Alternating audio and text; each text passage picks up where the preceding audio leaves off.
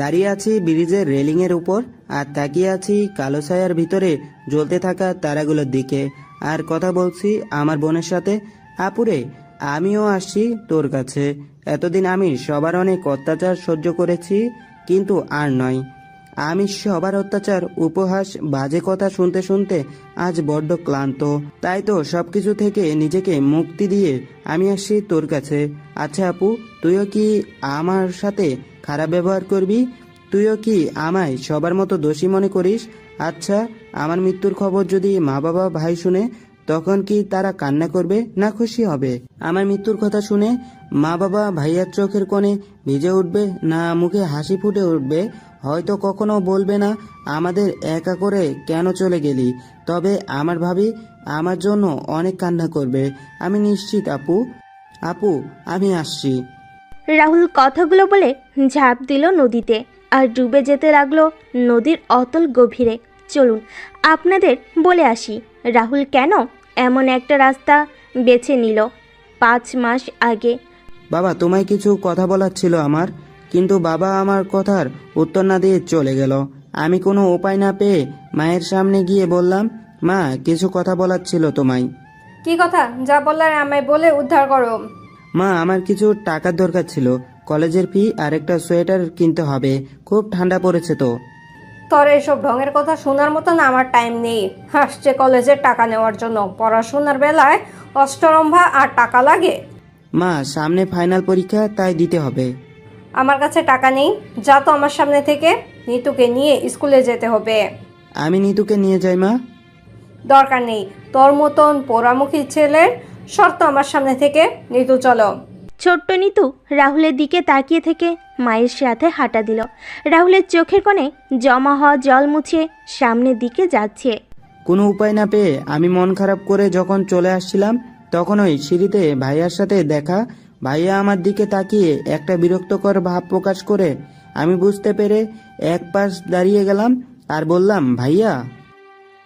ধুর, আজকের দিনটা আমার পুরো খারাপ হয়ে গেল বুঝি। কি হয়েছে? আমার কলেজের ফি দেওয়া লাগতো আর একটা সোয়েটার কিনতাম, যদি কিছু টাকা দিতে। থাপ্পড় খাওয়ার আগে সর আমার সামনে থেকে। তোকে আমি টাকা দেই আর আমাদের ব্যবসায় লাল বাতি জ্বলুক। তোর জন্য আমাদের পরিবারে এত অশান্তি, সকাল সকাল মেজাজটাই খারাপ করে দিল। রাহুল মন খারাপ করে তার রুমের দিকে যাচ্ছিল। তখনই রাহুলের ভাবি রাহুলের হাত টেনে ধরেন। রাহুল পিছনে তার ভাবিকে দাঁড়িয়ে থাকতে দেখে বলে, কিছু বলবে ভাবি? না, কিছু দিব তোকে। কি দিবে? থাপ্পড়? থাপ্পড়ও দিব, সাথে কিছু টাকাও। আচ্ছা দাও, আমি আমার গালে গিয়ে দিচ্ছি, নাও মারো। রাহুলের ভাবি রাহুলের গাল টেনে দিয়ে রাহুলের হাতে 3000 টাকা দিয়ে বলেন, তোরা না আমি বলছি ওদের কাছে কিছু চাইবি না। তোর যা লাগবে আমাকে বলতে বলছি, তাহলে ওদের বলি কেন? ভাবি, তুমি তো আমায় এতদিন নিয়ে এসেছো, নিজের মা বাবা থাকতে আমি তোমায় বলি কি করে বলো? তোমার ভবিষ্যৎ বলে তো কিছু আছে। তোমায় তা নিয়ে ভাবতে হবে না। তুমি পড়ালেখা করো আর কোনো কিছুর টেনশন করবি না। আমি হাসপাতালে যাচ্ছি, তুই কলেজে যা আর ফেরার পথে হাসপাতাল হয়ে আসিস, একসাথে বাসায় আসবো। আচ্ছা ভাবি। নিপুণ চলে যায় সেখান থেকে। আর রাহুল তার ভাবির যাওয়ার দিকে কিছুক্ষণ তাকিয়ে থেকে রুমে গিয়ে রেডি হয়ে বের হয়ে যায় কলেজের উদ্দেশ্যে। এবার আপনাদের রাহুলের পরিচয় দিয়ে দিই। আমাদের গল্পের নায়ক হলো রাহুল। রাহুল এবার ইন্টার 2য় বর্ষে বাণিজ্য বিভাগে পড়ছে। রাহুলের বাবা রহিম চৌধুরী একজন বিজনেসম্যান আর মা নীলা চৌধুরী গৃহিণী। রাহুলের বড় ভাই আরিফ তার বাবার সাথে বিজনেসের দেখাশোনা করে আর ভাবি নিপুণ একজন ডক্টর। রাহুলের ছোট্ট একটা বোন আছে, নিতু। নিতু এবার 8ম শ্রেণীতে পড়ে। রাহুলের পরিবারের কেউ রাহুলকে দেখতে পারে না, শুধু ভাবি আর নিতু ছাড়া। রাহুলকে অবহেলা করার একটা কারণ আছে, সেটা গল্পের সাথে থাকলেই জানতে পারবেন। কলেজে প্রবেশ করতে সবাই আমার দিকে তাকিয়ে আমায় বিভিন্ন কথা বলতো। সবাই আমায় আর্ট করো, অপয়া বলে ডাকতো। সবার কথা সহ্য করতে করতে এগুলো এখন আমার গায়ে হয়ে গেছে। আমি যখন ক্লাসে প্রবেশ করি, তখন ক্লাসের বাকি সবাই বলে ওঠে, এই দেখো অপয়া আর্ট করো এসেছে, ওর দিকে তাকাস না, তাহলে নিজের ক্ষতি হবে। রাহুল কথাগুলো শুনে সবার দিকে একবার তাকিয়ে পেছনে তার জন্য নির্ধারিত একটা বেঞ্চে গিয়ে বসে পড়ে। এই বেঞ্চে রাহুল ছাড়া আর কেউ বসে না। কিছু সময় পর স্যার এসে ক্লাস নেওয়া শুরু করেন। রাহুল ক্লাসগুলো শেষ করে কলেজের প্রয়োজনীয় টাকা জমা দিয়ে নিপুণের হাসপাতালে চলে যায়। রাহুলকে দেখে নিপুণ বলে, এসে গেছিস? হুম। আচ্ছা, 15 মিনিট বস ওখানে। আমি একটা রাউন্ডে যাচ্ছি, রাউন্ড শেষ করেই বের হব। আচ্ছা। রাহুল বসে রইল আর নিপুণ চলে গেল রাউন্ডে। রাহুলের রুমে বসে থাকতে ভালো লাগছিল না। তখন রাহুল রুম থেকে বের হয়ে হাঁটছিল। তখনই রাহুল শুনতে পায় একজন লোক ডক্টরের সাথে কথা বলছে কিছু নিয়ে। রাহুল একটু সামনে এগিয়ে গিয়ে শুনতে পায় একজন লোক বলছে সে এত তাড়াতাড়ি বি পজিটিভ রক্ত কোথায় পাবে। ডাক্তারের পায়ে ধরে বলছে রক্তের ব্যবস্থা করতে, কিন্তু ডাক্তার বারবার বলছে তাদের ব্লাড ব্যাংকে ব্লাড নেই। রাহুল পাশে তাকিয়ে দেখতে পেল একটি ছোট ছেলে দাঁড়িয়ে আছে। তখন রাহুল সামনে গিয়ে বলে, আচ্ছা, আমি রক্ত দিতে রাজি আছি। আর ডাক্তার, আমার রক্তের গ্রুপ বি পজিটিভ। রাহুলের কথা শুনে ডাক্তার রাহুলকে নিয়ে গেলেন। যাওয়ার আগে রাহুল ওই লোকের কাঁধে হাত দিয়ে বলে যায় চিন্তা না করার জন্য। 30 মিনিট পর রাহুল রক্ত দিয়ে যখন বের হয়ে আসে, তখন রাহুল দেখতে পায় ওই লোকটা আর ছেলেটা একটা লাশকে জড়িয়ে ধরে কান্না করছে। রাহুল পাশের নার্সকে জিজ্ঞেস করে জানতে পারে কিছুক্ষণ আগে হঠাৎ করে এই মহিলার খিঁচুনি ওঠে, আর তারপরেই এই ত্রিভুবন ত্যাগ করে পরভুবনে পাড়ি দিয়েছে। রাহুল কথাগুলো শুনে সেখানেই দাঁড়িয়ে পড়ে। রাহুল তাকিয়ে আছে ছোট্ট সেই ছেলেটার দিকে। তখন তার ভাই আর মা বাবার বলা কথাগুলো মনে পড়ে যায়। রাহুল সেখান থেকে বের হয়ে রাস্তা দিয়ে হাঁটছে আর চোখে জমা হওয়া জলগুলো মুছে সামনের দিকে এগিয়ে চলেছে। এইদিকে নিপুণ রুমে এসে দেখতে পায় রাহুল রুমে নেই। তখন নার্সকে রাহুলের কথা বলে রাহুল 5 মিনিট আগে বের হয়ে গেছে। নিপুণও বের হয়ে যায় গাড়ি নিয়ে। কিছু দূর আসার পর দেখতে পায় রাহুল একটা গাছের নিচে বসে আছে। নিপুণ গাড়ি থেকে বের হয়ে রাহুলের কাছে গিয়ে বলে, কি রে, তোর কি হয়েছে? কি তুই কান্না করছিস কেন? কি হলো বল? হাসপাতালে কেউ কিছু বলেছে? কি রে, বলবি তো?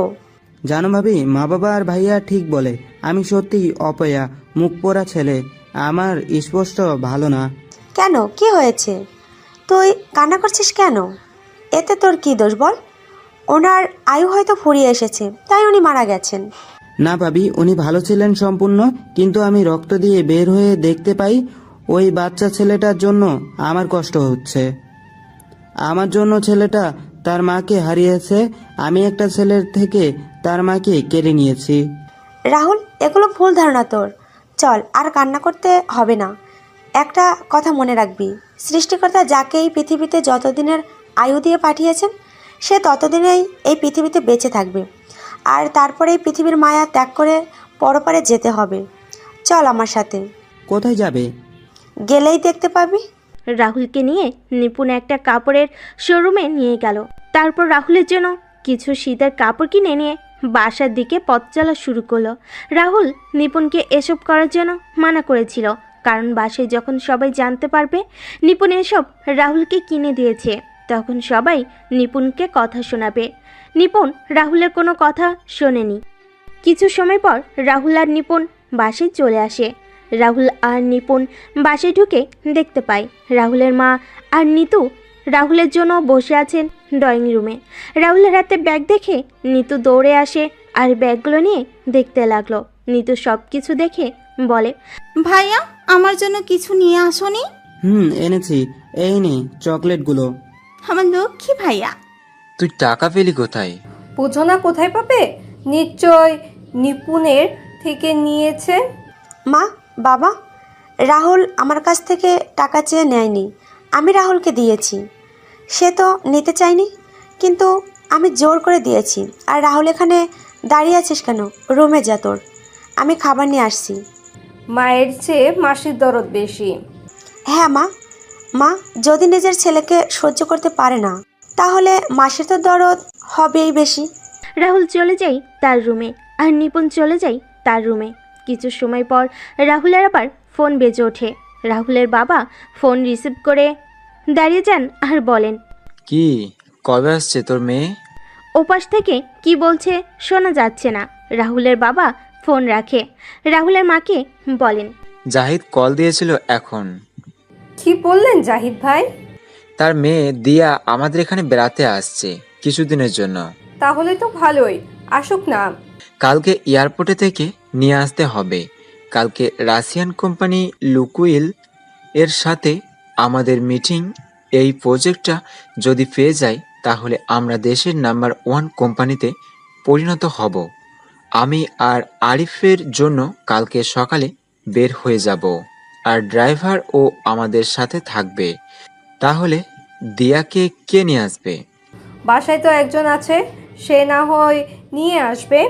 কিন্তু যদি কিচ্ছু হবে না। পরের দিন সকালে রাহুল তার রুমে পড়ছিল। তখনই নিপুণ রাহুলের রুমে খাবার নিয়ে আসে। রাহুল খাবার খাচ্ছিল। তখন রাহুলের বাবা আর তার ভাই রাহুলের রুমে আসে আর বলে যায় এয়ারপোর্ট থেকে দিয়াকে নিয়ে আসতে। রাহুল কোনো কথা না বলে হ্যাঁ বোধক মাথা নাড়ালো। সবাই চলে গেল। রাহুল আবার পড়তে শুরু করে। তখন রাহুলের ফোন বেজে ওঠে। রাহুল ফোন রিসিভ করে হ্যালো বলতেই ওপাশ থেকে বলে, কি রে, কেমন আছিস? কি বলছেন? আরে আমায় ভুলে গেলি মনু? রবিন? কি খবর তোর? এই তো ভালো আছি, তুই কেমন আছিস? বিন্দাস আছি রে। অনেকদিন পরে কথা হলো তোর সাথে। 5 বছর পর। কি করছিস এখন তুই? ইন্টার দ্বিতীয় বর্ষে পড়ছি, তুই? আমিও। কোথায় আছিস, সিলেটে কি? তুই কই? বরিশাল আছি। আচ্ছা, ভালো থাকিস, পরে কথা হবে। আচ্ছা। বাহ বাহ, আমার দেবরবাবু দেখছি ফোনে কথা বলছে। আরে ভাবি, কিছু বলবে? কার সাথে কথা বলছিলে ভাইজান? রবিনের সাথে। তোমায় বলা হয়নি রবিনের ব্যাপারে?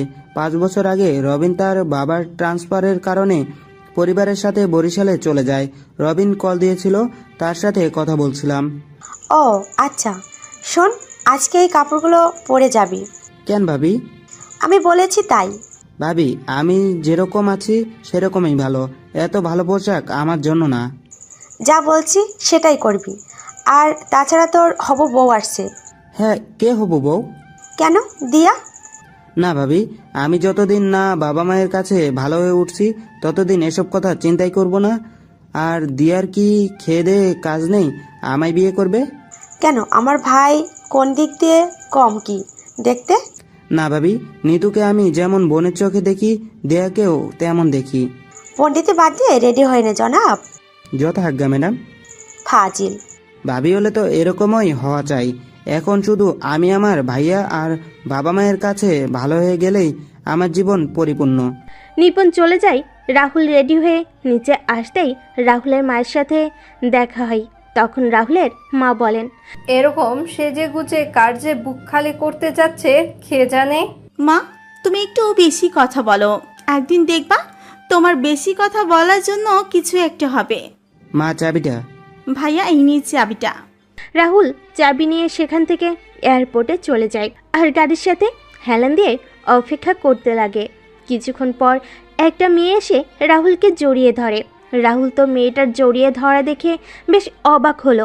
রাহুল কোনো কথা বলছে না, পুতুলের মতো দাঁড়িয়ে আছে। রাহুলকে ছেড়ে দিয়ে মেয়েটা বলে, বাহ, আগে থেকে তো বেশ হ্যান্ডসাম হয়ে গেছো। নতুন লুক, নতুন স্টাইল। কে আপনি? আমায় জড়িয়ে ধরলেন যে? আরে, আমি চিনতে পারোনি? আমি দিয়া। কি? হ্যাঁ, চিনতে পারোনি? ও আচ্ছা, আপনি গাড়িতে বসুন, ব্যাগগুলো দেন, আমি গাড়িতে তুলে দিচ্ছি। রাহুল ব্যাগগুলো ডিকিতে রেখে এসে সামনের সিটে বসে দেখতে পাই দিয়াও সামনের সিটে বসেছে। রাহুল কিছু না বলে গাড়ি স্টার্ট দিল। তখন দিয়া বলে, কি করছো এখন তুমি? গাড়ি চালাচ্ছি। আরে বলছি, পড়ালেখা কি করছো? এইচএসসি পরীক্ষার্থী আমি। আমি তো পরীক্ষা আর 1 মাস পরে। তাহলে তুমি এখানে? আমি পরীক্ষা দিতেই সিলেটে আসছি। বুঝলাম না কিছুই। আমি সিলেটের এডিএস সরকারি কলেজে ভর্তি হয়েছি, কিন্তু ক্লাস করতাম ঢাকায়। পরীক্ষা দেওয়ার জন্য এখন আমি সিলেটে। ও আচ্ছা। তা তোমার গার্লফ্রেন্ডের কি খবর? ওই রকম প্যারা আমার নাই। আর তাছাড়া বাদ দিন। আচ্ছা, তুমি সেই কবে থেকে আমায় আপনি আপনি করে বলছো কেন? আমরা তো সমবয়সী। মেয়েদের সাথে আপনি করে কথা বলতে আমি পছন্দ করি। বাবা, তা তোমার বউকে আপনি করে বলবে নাকি? বললেও বলতে পারি। কিন্তু আমি মানব না তো। মানে কি বলছেন আপনি? বলছি তুমি আমায় আপনি করে বলতে পারবে না। নামুন গাড়ি থেকে। গাড়ি থেকে নামবো মানে? বাসায় চলে এসেছি তাই বলছি নামতে। ও আচ্ছা। দিয়া গাড়ি থেকে নেমে বাসার ভিতরে চলে যায়। রাহুল গাড়ি থেকে বাসার কাজের লোককে ব্যাগগুলো নিয়ে যেতে বলে গাড়ি পার্ক করে ভেতরে গিয়ে তার মায়ের সামনে চাবি রেখে চলে যায় তার রুমে। দুপুরবেলা সবে যখন খাবার খাচ্ছিল তখন রাহুল তার খাবার নিয়ে চলে যাচ্ছিল। তখন দিয়া বলে, রাহুল, কি ব্যাপার? তুমি এখানে আমাদের সাথে বসে খাবার খাচ্ছ না কেন? আমি টিভির সামনে বসে খাবার খাই। ভাইয়া, আমিও তোমার সাথে বসে খাবো। আচ্ছা আয়। কোনো দরকার নেই, এমনি আমার সব কিছু হারিয়েছি, তোর জন্য এখন আমার মেয়েকে হারাতে পারবো না। মা, খাবার ঠান্ডা হয়ে যাচ্ছে, খেয়ে নিন। রাহুল, যা ভাই, তুই টিভি দেখে খাবার খেয়ে নে। নিতু, তরে যদি ওর সাথে আবার কথা বলতে দেখি তাহলে কিন্তু খুব খারাপ হয়ে যাবে। আমার ভয় হয় তোকেও না কবে হারিয়ে ফেলি। আন্টি, এমন করে বলছো কেন?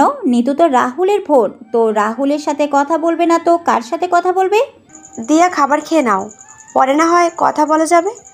রাহুল, তোর কিছু লাগবে? না ভাবি। রাহুল খাওয়া দাওয়া শেষ করে তার রুমে গিয়ে ঘুমিয়ে পড়ে। বিকেলে রাহুলের ফোনের শব্দে ঘুম ভেঙে যায়। রাহুল ফোন হাতে নিয়ে দেখতে পায় unknown number. Rahul call receive করতেই ওপাশ থেকে বলে ওঠে, কি জনাবের ঘুম হয়েছে কি? কে বলছেন আপনি? তোমার বউ বলছি। কি বললেন আপনি? বউ বলেছি, বউ। ফোন রাখলাম আমি, যত সব ফালতু। ফোন রাখলে এখন তোমার ক্লাসরুমে চলে আসবো কিন্তু। তাই আমি আসার আগেই তুমি ছাদে চলে আসো। আজব তো, কে আপনি? ওই কুত্তা, আমি দিয়া বলছি। ছাদে আয়, কথা আছে। আপনি? হ্যাঁ, ছাদে আয়। পারবো না, রাখুন তো আপনি ফোন। ওই কুত্তা, আমি নিচে আসলে কিন্তু তোর খবর আছে, বলে দিলাম। দিয়া কথাগুলো বলে ফোন কেটে দেয়। রাহুলও বিছানায় পড়ছিল। তখন রাহুল মনে মনে বলে, কি মেয়ে রে বাবা, এ তো দেখছি মারাত্মক ডেঞ্জারাস মেয়ে। কি করবো এখন? না একবার যে দেখে আসি কি জন্য ডেকেছে। রাহুল রুম থেকে বের হয়ে ছাদে গিয়ে দেখতে পায় দিয়া ছাদে পায়চারি করছে। দিয়া রাহুলকে দেখতে পেয়ে বলে, যাক, বাধ্য ছেলের মতো চলে এসেছিস দেখছি। বলুন কি বলবেন? আমায় এখানে আপনার সাথে কথা বলতে দেখলে মা বাবা আমায় বকাঝকা করবে। তারা আসার আগে বলুন কি জন্য ডেকেছেন। প্রেম করার জন্য ডেকেছি জনাব। এই কি বললেন আপনি? কিছু বলি নাই তো। হ্যাঁ বলুন। বাইরে যাব, চল ঘুরে আসি। না আমি যাব না। চিন্তা নেই, আমি আন্টির থেকে পারমিশন নিয়ে এসেছি। মা বলেছে যাওয়ার জন্য। হ্যাঁ, আন্টি বলেছে, সাথে ভাবিও বলেছে। চলুন। কলেজে গিয়ে ক্লাস করা, বাসে এসে মা বাবা ভাইয়ের মুখে কটু কথা শোনা, ভাবির স্নেহ ভালোবাসা আর দিয়ার সাথে পড়াশোনা করা, সব কিছু মিলিয়ে রাহুলের দিনগুলো ভালো চলছিল। এভাবে কিছুদিন চলে যায়। রাহুল আর দিয়ার পরীক্ষার দিন চলে আসে। রাহুল তার বাবা মায়ের কাছে গিয়ে পা স্পর্শ করতে গেলে তার মা বাবা সরে যায় সেখান থেকে। রাহুল তার ভাইয়ের দিকে এগিয়ে যেতে গেলে তার ভাইয়া চলে যায়। রাহুল উপরের দিকে তাকিয়ে একটা হাসি হেসে ভাবির কাছে গিয়ে ভাবির পা স্পর্শ করতে গেলে ভাবি রাহুলকে থামিয়ে দিয়ে বলেন, আমি আশীর্বাদ করি ভাই, তোর পরীক্ষা যেন ভালো হয় এবং তুই যে মানুষের মতো মানুষ হতে পারিস। পরামুখ ছেলে আবার মানুষ হবে? বৌমা, এসব কথা অপয়া ছেলেদের জন্য না, এগুলো যোগ্য মানুষকে বলতে হয়। মা, নিপুণ যখন কিছু বলতে যাবে তখন দিয়া নিচে এসে রাহুলের মা আর বাবার পা স্পর্শ করে বলে, আন্টি আঙ্কেল, আমায় তোমরা আশীর্বাদ করো, আমি যেন ভালো করে পরীক্ষা দিতে পারি। চিন্তা করিস না মা, তোর পরীক্ষা ভালো হবে। তোর পরীক্ষা নিশ্চয় ভালো হবে। অপয়া মুখপোড়োদের পরীক্ষা কখনো ভালো হবে না। রাহুল তার মা আর বাবার কথা শুনে চোখের কণে জল এসে জমা হয়। রাহুল চোখের জল মুছে বাইরে চলে যায়। কিছুক্ষণ পর দিয়া বাইরে চলে আসে। তারপর রাহুল একটা সিএনজি নিয়ে চলে যায় কলেজে। এভাবেই শেষ হয়ে যায় এক এক করে সকল পরীক্ষা। রাহুল পরীক্ষা হল থেকে বের হয়ে বসেছিল, তখন দিয়া এসে রাহুলকে বলে, রাহুল, আজকে বিকেলে ছাদে আসিস তো, কেন? দরকার আছে, তাই আসতে বলেছি তোকে। আচ্ছা, বাসায় চলেন এখন। রাহুল আর দিয়া বাসায় চলে আসে। বিকেলবেলা রাহুল ঘুমিয়েছিল, তখনই রাহুলের ফোন বেজে ওঠে। রাহুল ফোনে স্ক্রিনে তাকিয়ে দেখতে পায় দিয়ার নাম্বার।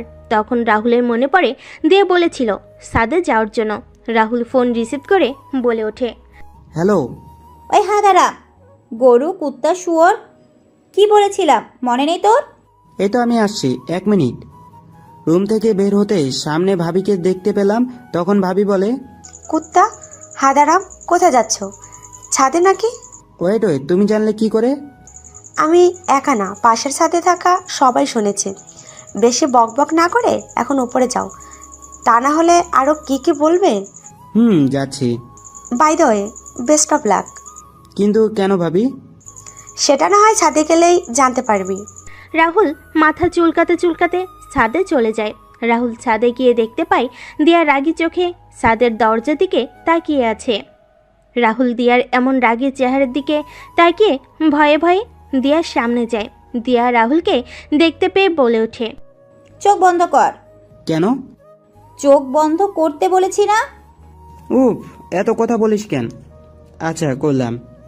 দিয়ার রাহুল কথা শুনে চোখ বন্ধ করে দাঁড়ায়।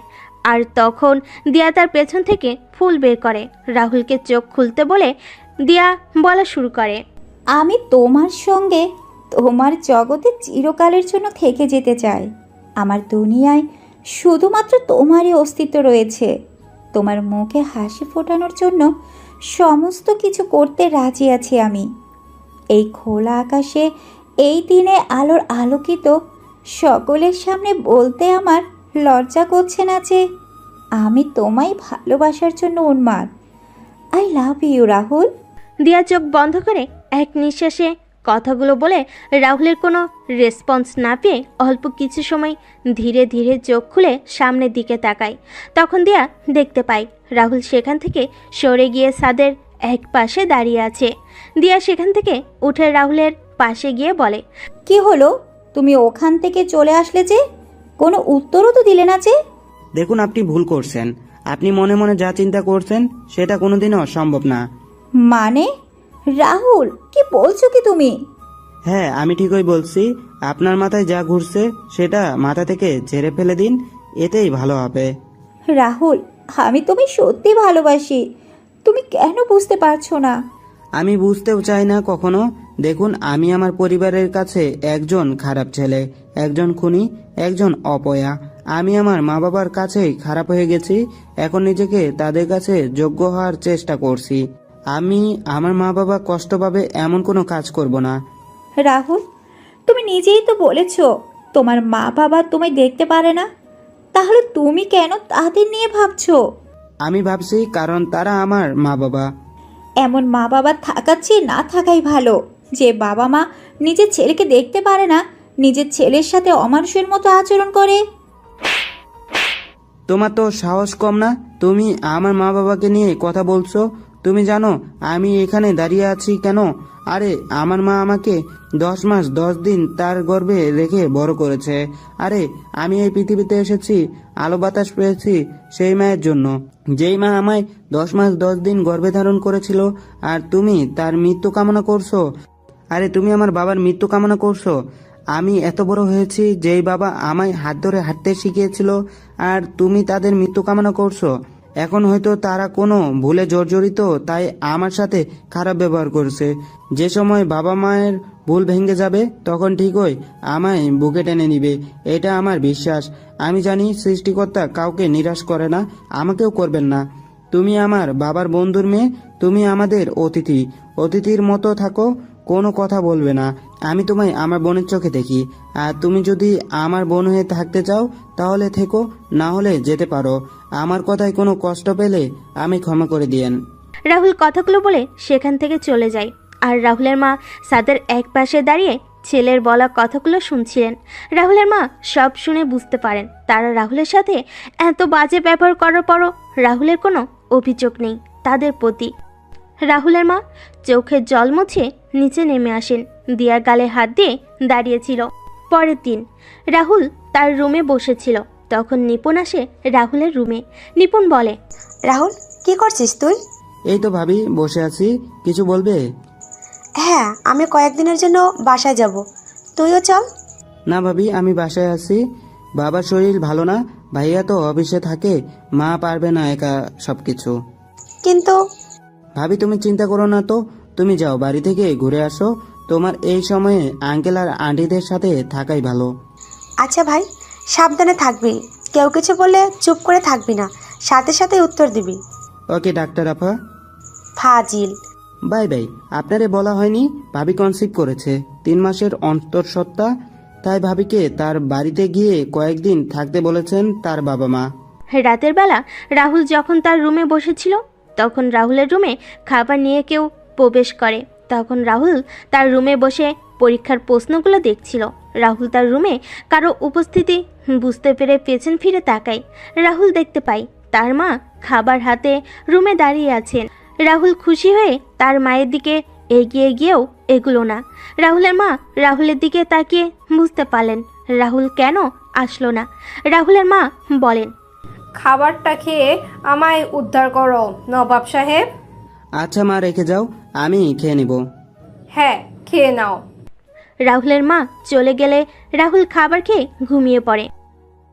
কয়েকদিন ধরে রাহুল একটা জিনিস লক্ষ্য করলো, রাহুলের মা রাহুলের সাথে আগের মতো খারাপ ব্যবহার করে না। আর নিতুকে রাহুলের সাথে কথা বলতে দেখেও কিছু বলে না। রাহুলও মনে মনে অনেক খুশি ছিল তার মা তার সাথে ভালো ব্যবহার করছে। দিয়া রাহুলকে আর ওই দিনের পর ভালোবাসার কথা বলেনি। দিয়া রাহুলের সাথে ভাই বোনের মতো ব্যবহার করে। একদিন রাহুলের মা, বাবা আর ভাই নিপুণকে নিয়ে বাসার জন্য নিপুণদের বাসায় চলে যায়। রাহুল, দিয়া আর নিতু কথা বলতে বলতে সিঁড়ি বেয়ে নিচে নামছিল। হঠাৎ করে নিতু পা পিছলিয়ে পড়ে যায়। সাথে সাথে নিতুর মাথা ফেটে রক্ত বের হয় আর অজ্ঞান হয়ে যায়। রাহুল আর দিয়া নিতুকে তুলে নিয়ে নিতুর রুমে নিয়ে যায়। রাহুল নিতুর মাথায় রক্ত মুছে দিচ্ছে আর বলছে, বোন, এই বোন, চোখ খুল না। এই বোন, কথা বল। দিয়া, নিতুর জ্ঞান ফিরছে না কেন? আমিও বুঝতে পারছি না, পানি দিচ্ছি তো। এইদিকে রাহুলের মা বাবা, ভাই ভাবি বাসায় এসে কাউকে দেখতে না পেয়ে হঠাৎ করে নিতুর রুম থেকে রাহুলের কণ্ঠ শুনতে পান। সবাই নিতুর রুমে গিয়ে দেখতে পান রাহুল নিতুর মাথায় ব্যান্ডেজ করে দিচ্ছে আর দিয়া নিতুর চোখের জল মুছিয়ে দিচ্ছে। রাহুলের মা নিতুর কাছে গিয়ে নিতুর মাথায় হাত বুলিয়ে দিয়ে আতঙ্কগ্রস্ত কণ্ঠে বলেন, কি হয়েছে নিতু, মাথায় ব্যান্ডেজ কেন? আসলে মা, আমরা কথা বলতে বলতে সিঁড়ি বেয়ে নিচে নামছিলাম, তখন হঠাৎ করে নিতু পা পিছলে পড়ে যায়। চিন্তা করো না মা, আমি ব্যান্ডেজ করে দিয়েছি, এখনই জ্ঞান ফিরে আসবে। কি গো, ডাক্তারকে কল দিয়েছিলে? হ্যাঁ, ডাক্তার বলেছে আসছে। নিতু, নিতু, নিতু মা, কথা বল। আমি যে কেন তোকে বাসায় একা রেখে গেলাম, আমি তো ভুলে গিয়েছিলাম একটা অপয়া অলক্ষণের ছেলে রয়েছে এই বাড়িতে। আসলে মা, আর কয়জন খাবি তুই রাক্ষস? তোর জন্য আমাদের হাসি খুশি পরিবারটা ধ্বংস হয়ে যাচ্ছে। আজকে তোকে তো আমি মেরেই ফেলবো। আরিফ কথাগুলো বলেই রাহুলকে মারতে লাগলো। আর রাহুল বলছে, ভাইয়া আমার কথাটা শোনো, আমি কিছু করিনি। মা, ভাইয়া, রাহুল চিৎকার করছে কিন্তু আরিফ রাহুলকে মেরে যাচ্ছে। নিপুণ সব কিছু দেখছিল। তখন নিপুণ আরিফকে ধাক্কা দিয়ে সরিয়ে বলে ওঠে, রাহুলকে কেন মারছো একা? দিয়াও তো সাথে ছিল তাহলে? কি বলছো কি বৌমা? নিপুণ, মাথা ঠিক আছে তোমার? আমার মাথা ঠিক আছে, কিন্তু তোমাদের মাথা ঠিক নেই। রাহুল আর দিয়া তো বাসায় ছিল, আর ওরা তো বলেছিল কথা বলতে বলতে নিচে নামছিল। তাহলে রাহুলের দোষ কোথায় এখানে? আর এখানে যদি রাহুলের দোষ থাকে, তাহলে দিয়ারও দোষ থাকার কথা। আরে শান্ত হয়ে সরে আয় তুই, এই তো ডাক্তার এসেছে। তারপর ডাক্তার এসে নিতুকে দেখে একটা ইঞ্জেকশন দিয়ে কিছু মেডিসিন দিয়ে চলে যায় আর বলে যায় কিছু সময় পর নিতুর জ্ঞান ফিরবে। ডাক্তার চলে যায় আর নিপুণ রাহুলকে নিয়ে সেখান থেকে চলে যায়। আচ্ছা, কি হয়েছিল বলো তো আমায় রাহুল? আমরা কথা বলতে বলতে আসছিলাম, আমি পিছনে আর দিয়া নিতু সামনে। হঠাৎ করে দিয়া চিৎকার দিল আর আমি সামনে তাকিয়ে দেখতে পেলাম নিতু সিঁড়ি থেকে গড়িয়ে পড়ছে। বুঝতে পারছি। আচ্ছা, রুমে গিয়ে রেস্ট নে আর একটা ব্যথার মেডিসিন খেয়ে নিস। আচ্ছা ভাবি। রাতের বেলা নিতুর জ্ঞান ফিরে সবাই নিতুর সাথে কথা বলছিল আর রাহুল আড়াল থেকে দাঁড়িয়ে নিতুকে দেখছিল। সবাই রুম থেকে বের হয়ে যাওয়ার পর রাহুল গিয়ে নিতুর পাশে বসে আর বলে, কেমন লাগছে এখন তোর নিতু? ভালো ভাইয়া। বেশি ব্যথা করছে কি? অল্প একটু করেছে ভাইয়া। আচ্ছা ভাইয়া, সবাই তো তোকে বকাবকি করছে তাই না? কই না তো। আচ্ছা তুই রেস্ট নে, আমি গেলাম। আচ্ছা ভাইয়া। রাহুল নিতুর রুম থেকে বের হয়ে আসে। দিনে দিনে কিছুদিন চলে যায়। নিপুণের শরীরের অবস্থা ভালো না, তাই নিপুণের সাথে নিতুকে পাঠিয়ে দেওয়া হয় নিপুণদের বাড়িতে। রাহুল তার রুমে বসে মোবাইলে গেম খেলছিল। তখনই দিয়া রাহুলের রুমে আসে আর বলে, কি করছিস তুই? গেম খেলছি। কোনটা খেলছিস? Call of duty. ওহ, ভালোই হলো। কেন? আমি ফোনের স্ক্রিনে তাকিয়ে বললাম, আমি গেম খেলার সময় ফোনের স্ক্রিন থেকে চোখ সরাই না। বুঝতে পারবি একটু পরে। কি বুঝবো? আজকে কি স্পেশাল কোনো কিছু আছে? অনেক স্পেশাল খাবার আছে। তাহলে তো ভালোই। কিছু সময় পর রাহুল তার রুমের ফ্লোরে রক্তাক্ত অবস্থায় পড়ে আছে আর সামনে দাঁড়িয়ে আছে রাহুলের মা, বাবা, বড় ভাই আর দিয়া। দিয়া রাহুলের পাশে দাঁড়িয়েছিল। তখন দিয়া রাহুলের কলার চেপে ধরে কানে কানে বলে, কিরে, কেমন লাগছে তোর এখন? বলেছিলাম না স্পেশাল খাবার আছে? এই দেখ, স্পেশাল খাবার দিয়ে দিলাম তোকে। তোকে নিজের বোন মনে করতাম, আর তুই কি করলি এটা? আন্টি, আঙ্কেল, ভাইয়া, দেখছো রাহুল কি বলছে? আমি এখন এই মুখ নিয়ে কোথায় যাব? রাহুলের মা গিয়ে দিয়াকে বুকের সাথে জড়িয়ে ধরে শান্ত করতে লাগলেন।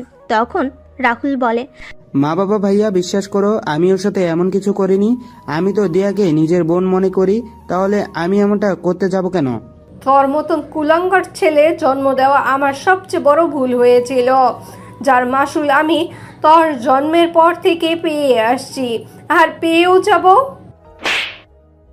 মা, আর কোনো কথা বলবি না তুই। এখনই আমার বাসা থেকে বের হয়ে যা। তোর মতো ছেলের আমাদের কোনো দরকার নেই। আজকে থেকে আমি তোকে ত্যায্য পুত্র করলাম। আজকের পর থেকে আমার একমাত্র ছেলে হলো আরিফ। আরিফ ছাড়া আর কোনো ছেলে নেই আমার। বাবা আমার একটা কথা তোমরা শোনো, তারপর না হয় আমায় যা বলার বলো। শুনতে পাসনি বাবা কি বললো? এখনই বাসা থেকে বের হয়ে যা।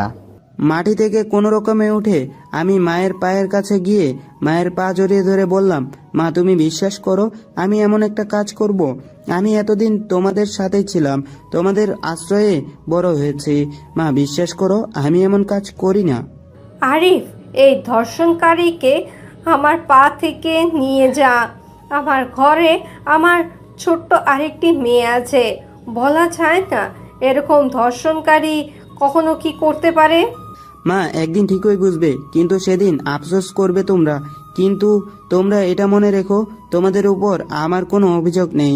দিয়া সৃষ্টিকর্তা নামে কেউ একজন উপরে আছেন। সবাইকে মিথ্যা বললেও তাকে কেউ মিথ্যা বলতে পারে না। যে যার যার পাপের শাস্তি এই পৃথিবীতে পাবে, এটাই কিন্তু বিধির বিধান। আরিফ, নিয়ে যায় এই কুলাঙ্গারকে। রাহুলের মায়ের কথা শুনে রাহুলের বড় ভাই রাহুলকে টেনে হিঁচড়ে বাসা থেকে বের করে গেটের বাইরে বের করে দিল। রাহুল তার ভাইয়ের পা জড়িয়ে ধরেছিল, কিন্তু আরিফ রাহুলকে লাথি দিয়ে ফেলে বলে, এই বাড়ির ধারে কাছেও যেন তোকে না দেখি। রাহুল মাথা নিচু করে কান্না করছে। রাহুলের হাত পা ফেটে মাথা থেকে রক্ত পড়ছে। রাহুল কি করবে বুঝতে পারছে না। কোনো উপায় না পেয়ে রাহুল একটা ব্রিজের সামনে এসে দাঁড়ায় আর আকাশের অন্ধকারাচ্ছন্ন তারাদের দিকে তাকিয়ে আছে। হায় রে জীবন, নিজের মা বাবাও আমায় বিশ্বাস করে না। নিজের বড় ভাইও আমায় দূরে ঠেলে দিল।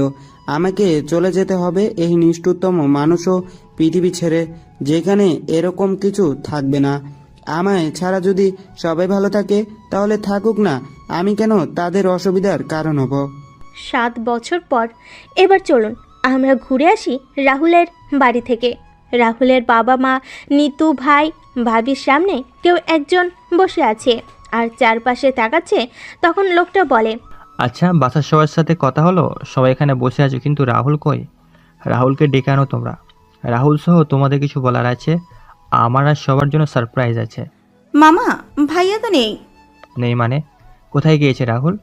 বাসায় না থাকলে কল দিয়ে বলো বাসায় আসতে। আমি এসেছি দেশে। কি করে কল দেবো মামা?